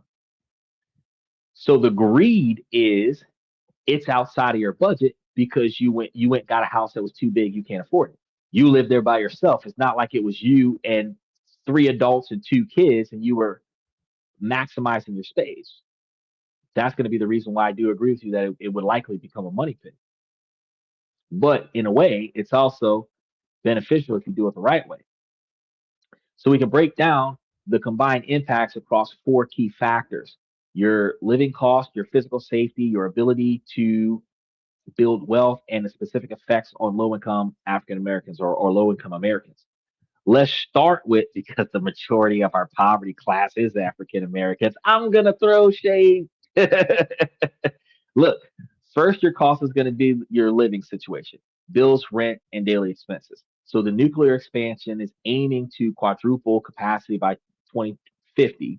So you should make electric prices more stable in the long run for you by reducing the dependency on the volatile gas price. This is going to help everyone, but is especially important for houses on right budget. Ever since the nuclear plants are expensive, utilities might recover those costs through higher fixed fees on your bills, even as the volatile fuel charges fall. So on housing, the administration budget cuts on HUD and the new time limits on rental assistance points towards shrinking deep subsidies, which risks pushing up out-of-pocket costs for low-income renters. The 21st Century Road to Housing Act tries to offset this by making it easier for local governments to build and by restricting large industrial investors from buying up single family homes. For a middle income household, this can mean slightly slower rent growth and a better chance at buying a starter home, but not a dramatic price drop. Overall, utility bills get more stable long term, while housing costs will be sharp, and it's going to be shaped more about local reforms instead of new federal subsidies. He says, I do want a house. However, until I reach my financial goals, it'll remain an unfulfilled desire. Well, you don't want to rush into it. So if you're trying to put away 40 grand before you go get in the house, put away 40 grand. But as you listen to what I talk about on a daily basis, you need to rethink how big the house needs to be. Because right now, if it's just you and your dad, you might need a 2 bedroom, 1 bathroom. You might get a 2-2, you might get a 3-2 because you probably want your own space and y'all have separate bathrooms. You might not want to share. But if you are not subconscious about space where you need all these extra rooms in a house, you can get you a small house that's something like a 750 square foot house for like 75 grand on like 0.12 acres of land, no yard, and a driveway with a carport. You got a place to put your car, you got a place to sleep at night. You only got 75 grand stretched across 30 years. You're looking at like $400-500 a month payments. That's doable. Between the first time home buyer and down payment assistance, you would not have to pay the $7 or $8,000 that it would cost to cover the $75,000 loan. You would just have to pay like some upfront that like appraisals and other stuff like that, but you could get the house with fairly nothing, and then have very very cheap mortgage versus the rent. Second, second change that we have is physical safety, guns, and the social climate. The push for national concealed carry reciprocity would allow a permit from one state to be valid in another state, even though I'm concealed carry with no permit. You could get a permit, and these laws would make it better for those individuals that have or will get a permit. Combining with rules of making it easier for some people with prior convictions to regain gun rights, this means that more legally carried guns in public spaces is going to occur. Supporters see this as an enhancement of personal security, which I agree with, and opponents point to increased risks of gun violence and accidents. Only if they selectively allow murderers and rapists to grab a gun. If we're talking about non-violent crimes, non-psychologically and emotionally traumatizing crimes, then yeah, it's not a problem. If you went to jail for stealing boxes on your day off, then I mean they should be able to give you a right to bear a pistol because I mean all you did was walk away with a few boxes on your day off. You got to think about the crime. Now, if you start talking about Norman Bates style slaughter 15 people, nah, even if you finish your sentence, you shouldn't be talking to me about picking up a firearm. I don't care about your safety. You're lucky you didn't get the death penalty, right? Now, in neighborhoods where housing assistance is tightened, that instability uh, combined with more firearms could worsen community violence because if you have lower cost to stay there, lower income people are more likely to go there. And the quality of the behavior of the parties that moved into the neighborhood brings down the property value um, because there's going to be a lot more conflict going on. So the net effect of these things is that the average American will gain more legal protection to carry firearms in a society where firearms are more common. But whether it that makes you feel safer may depend heavily on where you live. The third thing we're gonna get through this. This is the last thing. Is going to be the stability and building of wealth. The Road Act's cap on large investors is designed to keep more starter homes available for families, not the corporations. Paired with other reforms in the bill, this gives average households a fairer shot at owning a home and building equity. On the other hand, one more thing, cuts to HUD's budget and time limits on aid could increase the risk of evictions for renters at the very bottom, undermining their stability. At the same time, the nuclear build out itself may bring job growth to communities near plants, benefiting some households through employment. The combined efficiency leans towards modestly improving chances of home ownership for the middle, while households at the bottom risk more instability from cuts to the federal aid. It says rent is cheaper where they are selling drugs on the block. That's where I tend to look for housing. The cheaper the rent, the better. When I have a family, then I will change that way of doing things. Now, unfortunately, okay, so yes, that's actually good logic. Is if you're going to live in a cheaper location and deal with a crime-ridden neighborhood, so that the rent is cheaper. Then, when you save up enough money, you're going to buy a house in a non-crime-ridden neighborhood. That is geo arbitrage,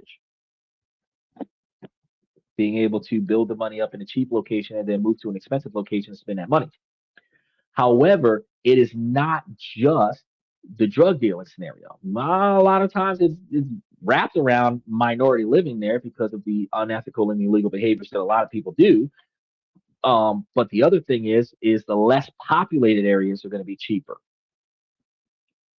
Highly dense places have high demand. Rural places have low demand. Not a lot of people know that this place exists. The seller's trying to get rid of it, or the landlord is trying to rent it out. Nobody wants it. You want it, they'll give it to you dirt cheap.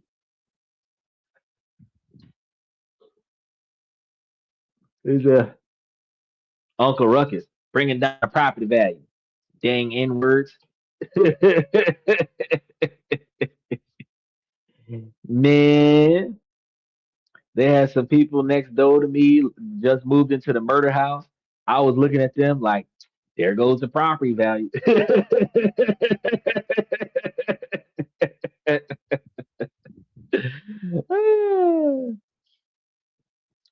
Now, how does all this affect low income average Americans versus the average household? For the bottom 25 to 50%, the gains include long term protection from energy spikes and new tools for or from the Road Act to help with disaster recovery, rural housing, and competition against investors. But the risks are going to be significant. Shrinking the HUD budget and time limit rental aids weakens the housing safety net. Easier gun access could raise the stakes of conflict in under resourced neighborhoods, and nuclear plant sites could shift environmental risks onto disadvantaged communities because since we can't afford to live anywhere else, we have no problem with living in an area where we're showering with the runoff from the nuclear power plant. The cheaper, the better. If the house is not a safe house to live in, but it is for sale, the property owner will sell it at a cheaper price. So for the average middle class income household, the outlook is going to be one of modest benefits, more stable electricity costs, and slightly better odds in the housing market. And they also gain greater abilities from the carrying firearms. So, in short, the combined agenda points towards a higher energy, more uh, lightly regulated America. So, a higher energy, more lightly regulated America. For an average household, that looks like more stable utility bills, a bit more leverage in the housing market, and more visible firearms in daily life. But for those in the bottom half, it's a volatile mix. They get some important structural protections from the Road Act and long-term energy stability, but they also face the real risk that a weaker federal safety net and wider gun availability could make day to day life less secure. Because with more of these 18-year-olds out there with Glock switches shooting each other because of the different color hats that they wear, some individuals just don't make the right kind of decisions to deserve a gun. A nuclear boom might be a powerful long-term solution. And that solution will benefit Americans' energy needs exclusively. But it is not, um, hold on. Yeah, it is not a magic wand for your electricity bill. So, for the first decade, the real winners aren't the consumers, they are the construction giants. Those are the people that's going to benefit from this. The engineering firms, those are going to be the people that's going to benefit from this. The Wall Street banks financing the whole endeavor, those are going to be the people that are going to benefit from this. The promise of lower bills is going to be real, but it's a promise for your children to benefit from, not you or your children's children, depending on how old you are. The bill for getting there, however, is due today, and the rest of us are going to be paying it.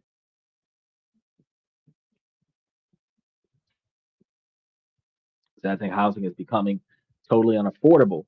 The young people will only own a house if they inherit one, right? Which means that the rest of us have to get one to will it to our kids. Yeah. You seen what's going on. They charging $5,000 for an apartment in California. I mean, in New York. You see what's going on. Where that same condo might have a mortgage on it like 2,500. They're going to keep raising the price because it's in high demand. You get, unless you select otherwise, you get flat rates, fixed flat rates. So you're not going to see a 0.4% increase every year. You're not going to see $100 increase on your monthly payments every year. You're not going to see unnecessary stuff going on with your money while you're there, because whatever you sign a contract for, that's what you're going to be bound to for 30 years. And anything in the house that can wait, you just delay that repair. So I was able to cover the spread on all three topics. Um, which particular topic did you guys believe was most alarming to you? Was it the nuclear power or was it the housing? Was it even the firearms? Who knows? Put your comments in the comment section and let me know about that.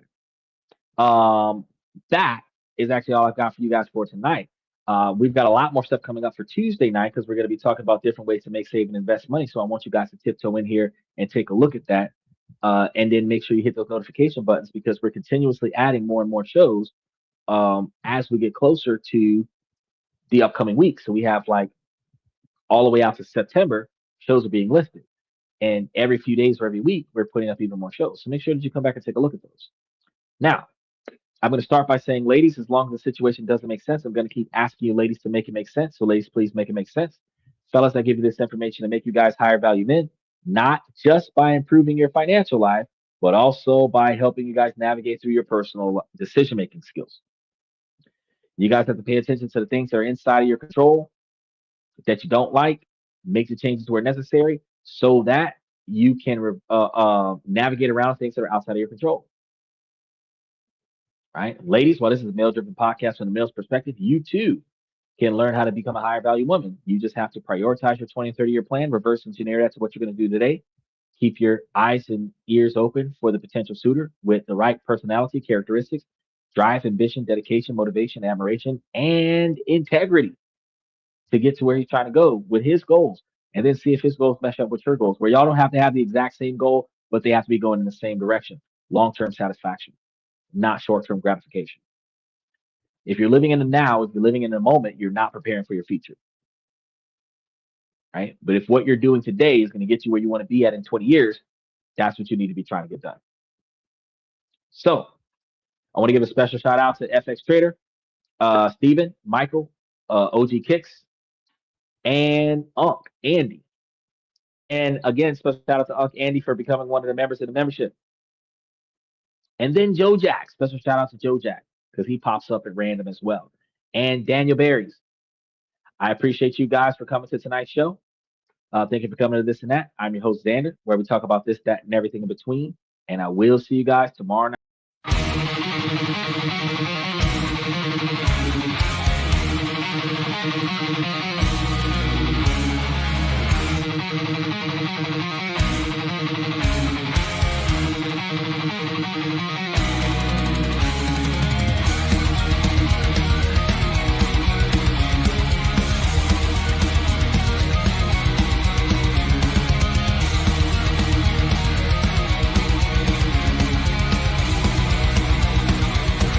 Higher ground.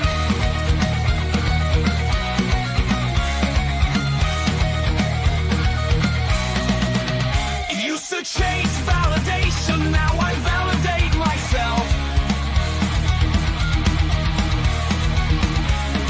Building inner strength, putting doubt upon the shelf.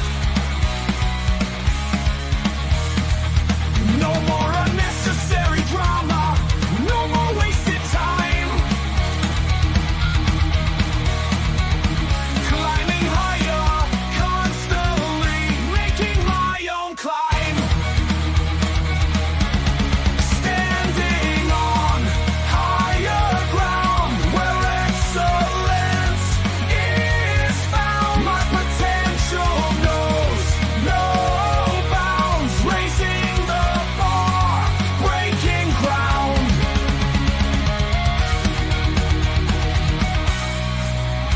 My network is my net worth. Choose your company wise. Surround yourself with eagles, not with sheep in disguise. Every interaction is a reflection of my brand. Quality over quantity, that's my personal command. I'm not landing on higher ground where excellence is found. My potential knows no bounds, raising the bar, breaking ground.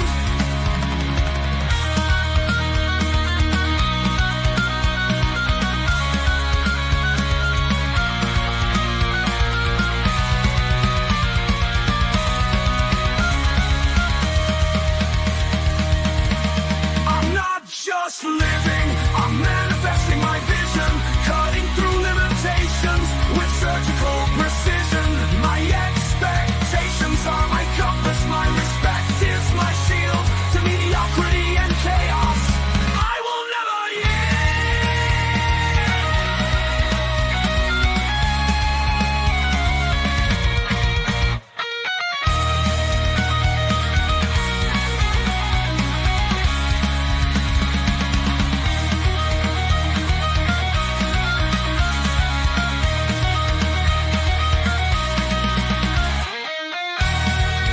I'm not just living, I'm manifesting my vision, cutting through limitations with surgical precision. My expectations are my compass, my respect is my shield to mediocrity and chaos. I will never yield.